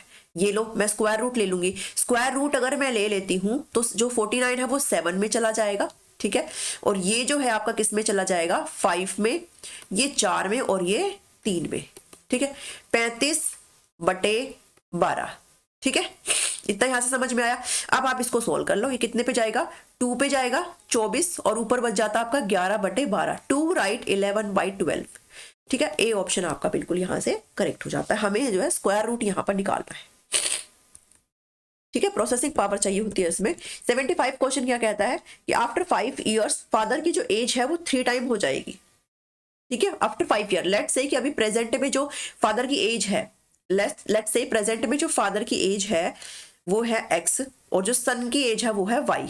ठीक है, ऐसा मान लेते हैं। तो 5 साल के बाद यानी कि x + 5 और y + 5, भाई 5 साल के बाद तो फादर की एज में भी 5 साल आप प्लस करोगे और सन की एज में भी आप 5 साल प्लस करेंगे। ठीक है, तो 5 साल के बाद जो फादर की एज है वो 3 टाइम हो जा रही है बेटे की। तो 5 साल के बाद तो फादर भी x + 5 हो गया और जो एज है वो 3 टाइम होगी बेटे के। बेटा भी तो 5 साल बड़ा हो गया ना। एक इक्वेशन ये बन गई। सेकेंड इक्वेशन कहती है, पहले इसको ही देख लेते हैं, x + 5 = 3y प्लस में 15। तो एक इक्वेशन यहां से निकलती है x - 3y = 10। एक इक्वेशन निकल गई। दूसरी इक्वेशन कहता है कि जो 5 ईयर है वो 5 साल के पहले, प्रेजेंट में तो x है, 5 साल के बाद x + 5 और 5 साल के पहले x - 5। भाई 5 साल कम कर रहे हो तो एज में भी तो 5 साल कम करना पड़ेगा ना। तो 5 साल पहले यानी कि x - 5, पापा की जो एज है वो कितनी हो गई है, बेटे के 7 टाइम 7 और जो बेटा है उसकी भी तो एज -5 करोगे ना। तो x - 5 7y माइनस में 35। ठीक है, 7y माइनस में x = 30। ठीक है, दूसरी इक्वेशन आ गई ये। चलो अब इसको हम सॉल्व कर लेते हैं। सॉल्व करेंगे तो ये वाली इक्वेशन में इधर अगर रखती हूं तो -3y प्लस में x = 10 आता है। प्लस करते हैं अगर इसको तो ये आ जाएगा 4y और ये कट जाएगा और ये आ जाएगा कितना 40। तो y जो है कितना आ जाएगा 10। यानी कि मुझसे फादर की पूछी है, बेटे की उम्र तो आ गई है 10 साल। अगर बेटे की उम्र 10 साल आ गई है तो पापा की कितनी हो जाएगी, 10 या 30 = 10। तो पापा की जो एज है वो 10 + 30 कितना हो जाएगा 40। तो पापा की एज कितनी आ जाएगी 40 ईयर्स जो है वो प्रेजेंट में पापा की एज आ जाएगी। ठीक है, इजी से सवाल होते हैं। नेक्स्ट क्वेश्चन है, क्वेश्चन नंबर 76 है। A man is performing yoga with his head down and legs up. वो योगा कर रहा है। ठीक है, डायरेक्शन का सवाल है तो ये लो ईस्ट, ये लो वेस्ट, ये नॉर्थ और ये साउथ है। ठीक है, तो उसने वो योगा कर रहा है मतलब नीचे झुका हुआ है। ठीक है, तो जब नीचे झुका हुआ है पैर उसके ऊपर है तो उसका जो फेस है ना वो वेस्ट की तरफ है। फेस कहाँ है, वेस्ट की तरफ है। यानी कि जब उसका फेस इधर होगा तो जब वो नीचे झुकेगा तो उसका जो फेस है उसका डायरेक्शन तो इधर हो गया और उसकी जो बैक है उसका डायरेक्शन हो जाएगा ई की तरफ। करके देखो ऐसे, मतलब सोचो इस चीज को, कल्पना में सोचो। जब वो झुकेगा तो उसका फेस हो जाएगा वेस्ट की तरफ और उसका जो बैक पोर्शन है वो हो जाएगा इधर की तरफ। ठीक है, हाथ किधर हो जाएंगे अब इसको, in which direction will his left hand. तो उसका जो लेफ्ट हैंड है वो कहाँ हो जाएगा, भाई ऐसे फेस करके उसने झुकना स्टार्ट किया है, झुकेगा तो फेस इधर हो जाएगा। तो ये इसका राइट हैंड है और ये इसका लेफ्ट हैंड है। ठीक है, तो लेफ्ट हैंड कहां पर चला जाएगा, नॉर्थ की तरफ। कहां पर चला जाएगा भाई, नॉर्थ की तरफ। ठीक है, तो 76 का 1 आंसर आ जाएगा। नेक्स्ट क्वेश्चन है कितना, कह रहा है कि 2 टैप्स है ए और बी। ये क्वेश्चन भी पूछे जाते हैं भाई कि भाई टंकी है, आप इसको भरना है, एक ठुट्टी को खोलेंगे तो वो कितने देर में भरेगी, एक ठुट्टी को बंद कर देंगे दूसरी ठुट्टी को खोलेंगे तो क्या होगा, ये ऐसे सवाल आते हैं।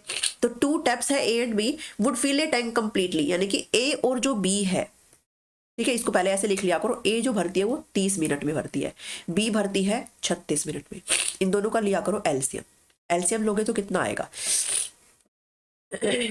30 और 36, तो 2 15 8 18, 3 5 6, 6 पंजे 30, ये 180। एलसीएम कितना आ जाएगा? 180 आ जाएगा। ठीक है, अब इस एलसीएम को इससे डिवाइड करो, डिवाइड करोगे तो ये जाएगा 6 पे, और ये कितने पे जाएगा? ये जाएगा 5 पे। ठीक है, करके देख लो, ये 5 पे जाएगा। यानी कि ए जो है वो कितना यूनिट काम करती है? ए 6 यूनिट काम करती है, और बी जो टैप है वो 5 यूनिट काम करती है। ठीक है, मुझे इतना समझ में आ गया। कह रहा है कि बोथ टैप्स बीइंग ओपन, दोनों ही टैप को ओपन किया गया है। Find when the tap A must be turned of so that the, इसने कहा है कि आपने इकट्ठा तो ओपन कर दिया दोनों टैप को, लेकिन कह रहा है कि कितनी देर बाद हम एक टैप को, यानी कि ए टैप को, एक ठूटी को हम बंद कर दे, कि जो दूसरी है वो टोटल टाइम ले रही है 18 मिनट। ठीक है, यानी कि जो बी टैप है वो टोटल टाइम ले रही है 18 मिनट। मान लो ये ए है और ये बी है, दोनों ने इकट्ठा काम करना स्टार्ट किया। कहीं पर यहां पर मुझे नहीं पता कितने मिनट पे है, ये हमने बंद कर दी। बी जो है स्टार्टिंग से लेके अब तक 18 मिनट उसको लगते हैं, और टंकी हो गई है फुल। ठीक है, अब ये पूछा है कि बताओ इसने अगर 18 मिनट में फुल किया है तो ए को हमने कितनी मिनट में बंद करा। ठीक है, ये हमसे पूछा है। तो यहां पर आप इस सवाल को कैसे सोल्व करोगे? सबसे पहले ना आप टोटल वर्क निकाल लो। भाई इसने किया है 6 यूनिट काम, इसने किया है कितना? 5 यूनिट काम किया है। इनका मुझे ये पता है कि ये 6 यूनिट काम करती है, 5 यूनिट काम करती है, लेकिन बी का जो है मुझे टाइमिंग भी पता है। बी की टाइमिंग कितनी? 18 मिनट है। तो ये काम करती है कितना? 1 मिनट में 5 यूनिट काम करती है, तो 18 मिनट में कितना करेगी? तो टोटल वर्क निकल जाएगा यहाँ से। ठीक है, 18 × 5 मेरा टोटल वर्क निकल जाएगा। और इसी टोटल वर्क को 6, ये जो 6 वाली है, यानी कि ये एक उसमें 6 यूनिट काम करती है ए वाली, तो यहां से मेरा इसका टाइम निकल जाएगा, किसका? ए का टाइम निकल जाएगा। 3 पे गया और ये 15, तो मेरी जो ए टैप है वो कितने मिनट पे बंद हुई है? ए जो मेरी टैप है उसने कितनी देर काम किया है? 15 मिनट। ठीक है, तो 15 मिनट के बाद हमारी ए जो टैप है वो बंद हो गई है। आपको इन सवाल को ऐसे ही सॉल्व करना है। ठीक है, चलो 77 क्वेश्चन हो गया। नेक्स्ट पर चलते हैं। 78 क्वेश्चन कहता है how many years will a sum of ₹800 becomes इतना at 10% interest compounded half yearly. सवाल को ध्यान से पढ़ेंगे। सीआई का आपका ये सवाल है, और इसने कहा है कि जो रेट ऑफ इंटरेस्ट है 10% है पर एनम, लेकिन हमने कंपाउंडेड कब किया है? Half yearly. हर हाफ ईयर पर आपका इंटरेस्ट जो है वो लग रहा है। ठीक है, हाफ ईयरली नहीं होता फिर आप हर साल का लगाते, लेकिन अब इसने कहा है कि हर 6 महीने में आपका इंटरेस्ट लग रहा है। तो अगर आपका इंटरेस्ट साल का 10% है तो 6 महीने का कितना हो जाएगा भाई? 5% इंटरेस्ट हो जाएगा। ठीक है, 12 महीने का इंटरेस्ट अगर 10% है तो 1 का 10/12 हो जाएगा, और 6 महीने का कितना हो जाएगा? 5%। ठीक है, तो अब जो है हर 6 महीने पर आपको इंटरेस्ट लगाना है। तो इसने इतना मुझे यहाँ पर समझ में आया कि मेरा जो रेट है वो कितना हो जाएगा? मेरा रेट हो जाएगा हर 6 महीने का 5%। ठीक है, अब कह रहा है कि how many years will sum of rupees इतना, यानी कि कितने साल में 800 जो रुपए है वो इस इंटरेस्ट के साथ मिलाकर के 926.10 रुपए हो जाते हैं। ठीक है, अब चलो करके देख लो। आप इसको सिंपली ऐसे भी कर सकते हो कि 5% का इंटरेस्ट है, पहले 6 महीने में अगर लगाऊंगी तो 5/100 × 800 अगर करूंगी तो 40 रुपए, यानी कि 800 + 40 कितना हो गया? 840। ठीक है, 6 महीने का इंटरेस्ट हो गया मेरा 840। अब फिर से मैं 5% लगाऊंगी, 5/100, क्योंकि अब मेरा प्रिंसिपल चेंज हो गया है ना। कंपाउंड इंटरेस्ट में जो प्रिंसिपल है वो बदल जाता है, इंटरेस्ट लग के फिर इंटरेस्ट लगता है। सीआई में सिंपल इंटरेस्ट में ऐसा नहीं होता। ठीक है, चलो ये हो गया 5 2 2 चौक 8 42। अब 840 में फिर से मैं 42 ऐड करूंगी, इंटरेस्ट ऐड करूंगी ना। 4 4 8 882। ठीक है, यानी कि मेरा 2 उसका कर दिया मैंने। ठीक है, 2 उसका कर दिया है मैंने। अब चलते हैं कितना हो गया मेरा? 882। फिर से मैं 5% लगाऊंगी, क्योंकि मुझे कितना करना है? मुझे 926 करना है। तो फिर से अगर मैं 5% लगाती हूँ, कितना? 882 का। ठीक है, तो ये कितना आ जाएगा? 21441, यानी कि 44.1। तो यानी कि 882 में 44.1 जोड़ो आप, 1921। ठीक है, यानी कि मैं कितनी बार लगा रही हूँ इंटरेस्ट? आज आ गया ना मेरा इतना। मैं इंटरेस्ट लगा रही हूँ 3 बार। ठीक है, मैं कितने बार लगा रही हूँ? 3 बार हर 6 महीने में। यानी कि मैंने कितनी दफा तक इंटरेस्ट लगाया है? पहले 6 महीने में इंटरेस्ट लगाया जो मैंने ये लगाया था, उसके बाद मैंने फिर दूसरे 6 महीने में लगाया, फिर मैंने तीसरे 6 महीने में लगाया। तो यानी कि मैंने 3 बार लगाया है, और 3 बार लगाऊंगी तो 6 और 6 1 साल, और ये 1.5 साल, यानी कि 1 राइट 1/2 ईयर्स। ठीक है, ऐसे आप इन क्वेश्चंस को कर सकते हो। समझ में आया यहाँ से? नेक्स्ट क्वेश्चन नहीं समझ में आया तो कमेंट कर देना। नेक्स्ट क्वेश्चन है 79 क्वेश्चन। क्या कहता है? 79 क्वेश्चन कहता है कि least square number which is divisible by 8, 15 और 24। सबसे कम स्क्वायर नंबर मुझे पता करना है जो कि 8, 15 और 24 तीनों से फुल्ली डिवाइडेड हो। तो आपकी अगर प्रोसेसिंग अच्छी है तो आप एक एक को फटाफट से 8 से 15 से 24 से करके देख सकते हो। अदरवाइज फिर क्या करोगे, देखो 120 तो फुल स्क्वायर है ही नहीं, तो ये तो कैंसिल हो गया, ये भी नहीं है, ठीक है, ये भी आपका क्या हो कैंसिल हो गया। 3600 और 6400 है, और मुझसे पूछा लीस्ट स्क्वायर नंबर पूछा है, तो या तो 3600 होगा या 6400, लीस्ट है तो मतलब 3600 ही आपका आंसर यहाँ पर होना चाहिए। लेकिन आप ये देख लो कि डिविजिबल है कि नहीं है। डिविजिबल करने के लिए आप इसका एलसीएम निकाल लो 8, 15 और 24 का, और जो एलसीएम आता है उससे अगर ये डिवाइड हो जाता है तो मतलब आपका ये आंसर आ जाएगा, नहीं होता है तो फिर आपका 6400 आंसर आएगा। ठीक है, 8, 15 और 24 का अगर एलसीएम निकालते हैं तो एलसीएम निकालने के लिए एक बहुत ही खूबसूरत सा मेथड है, एक बैग मेथड होता है जिसमें सबसे बड़ी जो अमाउंट है उसको लिख लो। ठीक है, 24 मैंने लिख लिया। अब बताती है 8 की और 15 की। 8 को मैं कैसे लिखती हूँ, 2, 2 और 2 ऐसे लिखती हूँ मैं 8 को। और 15 कैसे लिखते हैं, 3 और 5 लिखते हैं। 24 को कैसे लिखते हैं, 24 को लिखते हैं 2 इंटू 2 इंटू 2, 2 दूनी 4 दूनी 8 और 3 ऐसे लिखते हैं। ठीक है, अब देखो 8 है, 3 बार 2, 3 बार 2 इसमें आ रहा है, ठीक है ये कैंसिल हो गया। 15 में 3 और 5 आता है, 3 तो है लेकिन 5 नहीं है, तो इसमें एक 5 और ऐड कर देंगे, ये आपका एलसीएम आ जाएगा। 2 दूनी 4 दूनी 8 आती है 24, 24 और 5 120। 120 से अगर ये डिवाइड हो जाता है, जो कि हो जाएगा, 5 बातें 36, 30 कंप्लीट डिवाइडेड, 79 का क्या आंसर आ जाएगा, 3 ऑप्शन यहाँ पर करेक्ट आंसर है। ठीक है, अगर एलसीएम से डिवाइडेड है तो मतलब वो फुली डिवाइडेड है। नेक्स्ट चलते हैं, लास्ट क्वेश्चन है मैथमेटिक्स का और रीजनिंग का। 80 क्वेश्चन है, if the selling price of 6 pens यानी कि 6 SP is equal to 8 CP। ठीक है, आपको ऐसे नहीं करना है कि आपने लिख दिया कि SP तो 6 है और CP मेरा 8 है तो आप इसको घटा दोगे, नहीं ऐसे नहीं करना है। ये कह रहा है कि 6 पेन का SP कितने के इक्वल है, 8 का CP, तो SP अपॉन CP, तो ये 8/6 हो जाएगा। 4 ये हो गया, 3 ये हो गया, 4/3। CP है 3, SP है 4, तो प्रॉफिट हो रहा है, कितने का प्रॉफिट हो रहा है, 1 का हो रहा है। ये लिखा प्रॉफिट है 3 का, इंटू में 100% निकालने के लिए 33 राइट, 1/3%, लेकिन किसका, प्रॉफिट का। ठीक है, तो 4 आंसर यहां पर आपका हो जाएगा।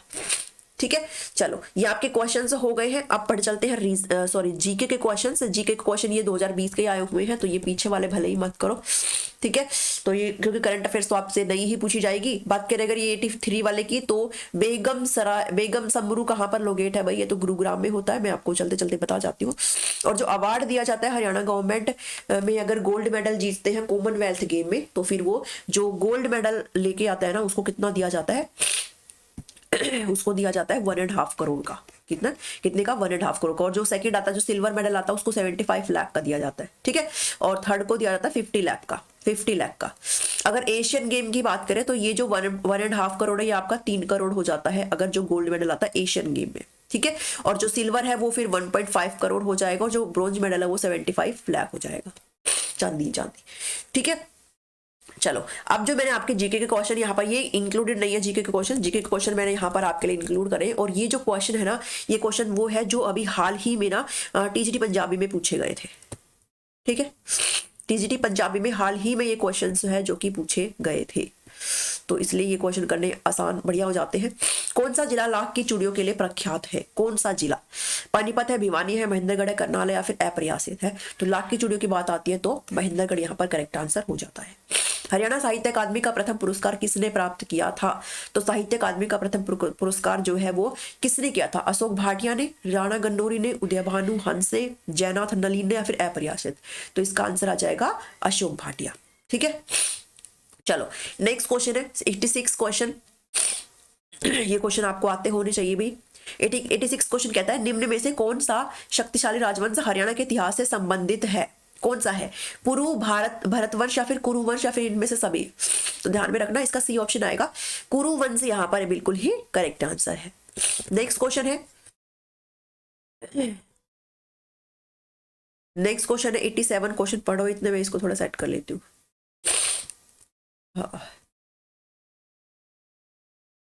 1913 में पंजाब उच्च न्यायालय के मुख्य न्यायाधीश के रूप में सर्वप्रथम किस भारतीय को नियुक्त किया गया था, किस भारतीय को नियुक्त किया गया, सर शादीलाल को, सर छोटू राम को, डॉक्टर स्वरूप सिंह, इनमें से कोई नहीं। तो इसका जो आंसर आ जाएगा वो ए आ जाएगा, 87 का ए ऑप्शन यहाँ पर आपका बिल्कुल ही करेक्ट है। ठीक है, 88 देखो, यमुना एवं घग्गर नदियों के मध्य विस्तृत जलोढ़ समभूमि को कहा जाता है, तो ये तो आपका मेंशन है यहाँ पर, खादर कहा जाता है। ठीक है, निम्न में से किन्हें पंजाब के आदरणीय वृद्ध व्यक्ति के नाम से जाना जाता है? अहमद अली, लाला मुरलीधर, नाहर सिंह या फिर राम सिंह? तो इसका आंसर आ जाएगा लाला मुरलीधर। ये ठीक है, ये पंजाब का क्वेश्चन है, पंजाबी का पेपर था। उसके बाद चलते हैं 90 क्वेश्चन पर, हालांकि पूरे 90 क्वेश्चन हुए नहीं, एक दो और रहते हैं अभी। पर्यावरण एवं प्रदूषण के दृष्टिकोण से हरियाणा का कौन सा वन्यजीव अभ्यारण्य एक पर्यावरण संवेदनशील क्षेत्र है? कौन सा? नाहड़ है, कालेसर है, खपरवास है या फिर उपयुक्त में से कोई नहीं? तो ध्यान में रखेंगे ये कौन सा है भाई? खपरवास वन्यजीव अभ्यारण्य। ठीक है, नेक्स्ट क्वेश्चन है 91 क्वेश्चन। हरियाणा सरकार ने किसकी सहायता से करनाल जिले में एक बागबानी परियोजना आरंभ की है? तो ये तो आपने पढ़ा ही होगा, ये तो आपका बिल्कुल सीधा सा आंसर इजराइल है। किस समझौते के द्वारा मराठों को बहादुरगढ़ किला ब्रिटिश को हस्तांतरित करना पड़ा? किस समझौते के द्वारा? ग्वालियर का समझौता, पुरंदर का समझौता, सुरजी अंजनगांव का समझौता या फिर नागपुर का समझौता? करेक्ट आंसर आ जाएगा option number C, Surji Anjangaon का समझौता।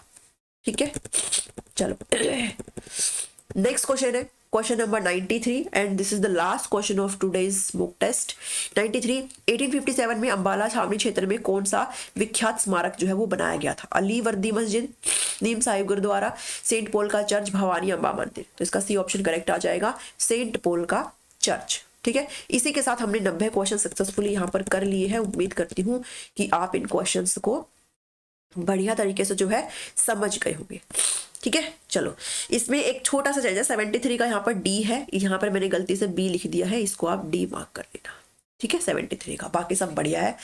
ये आपके आंसर्स हो गए हैं और इसी के साथ अभी वेंड करती हुई इस सेशन को। उम्मीद करती हूँ कि आपको पसंद आया होगा। कैसा लगा आज का ये वीडियो, कितने नंबर बने हैं जरूर कमेंट करके बताना। ठीक है, मेरी जिम्मेदारी मैंने निभाई है, मैंने आपको ये मॉक टेस्ट दिया। संडे को थोड़ा मैं लेट हो गई क्योंकि कुछ रीजन थे। ठीक है, तबियत भी बिल्कुल ठीक नहीं है, लेकिन अब आपकी रिस्पॉन्सिबिलिटी है कि आपके कितने मार्क्स आ रहे हैं, हर एक सेक्शन में भी बताएंगे और आपके टोटल नंबर कितने बन रहे हैं ना, ये भी मुझे बताएंगे। ठीक है, देखती हूँ कितने जिम्मेदार लोग हैं यहाँ पर।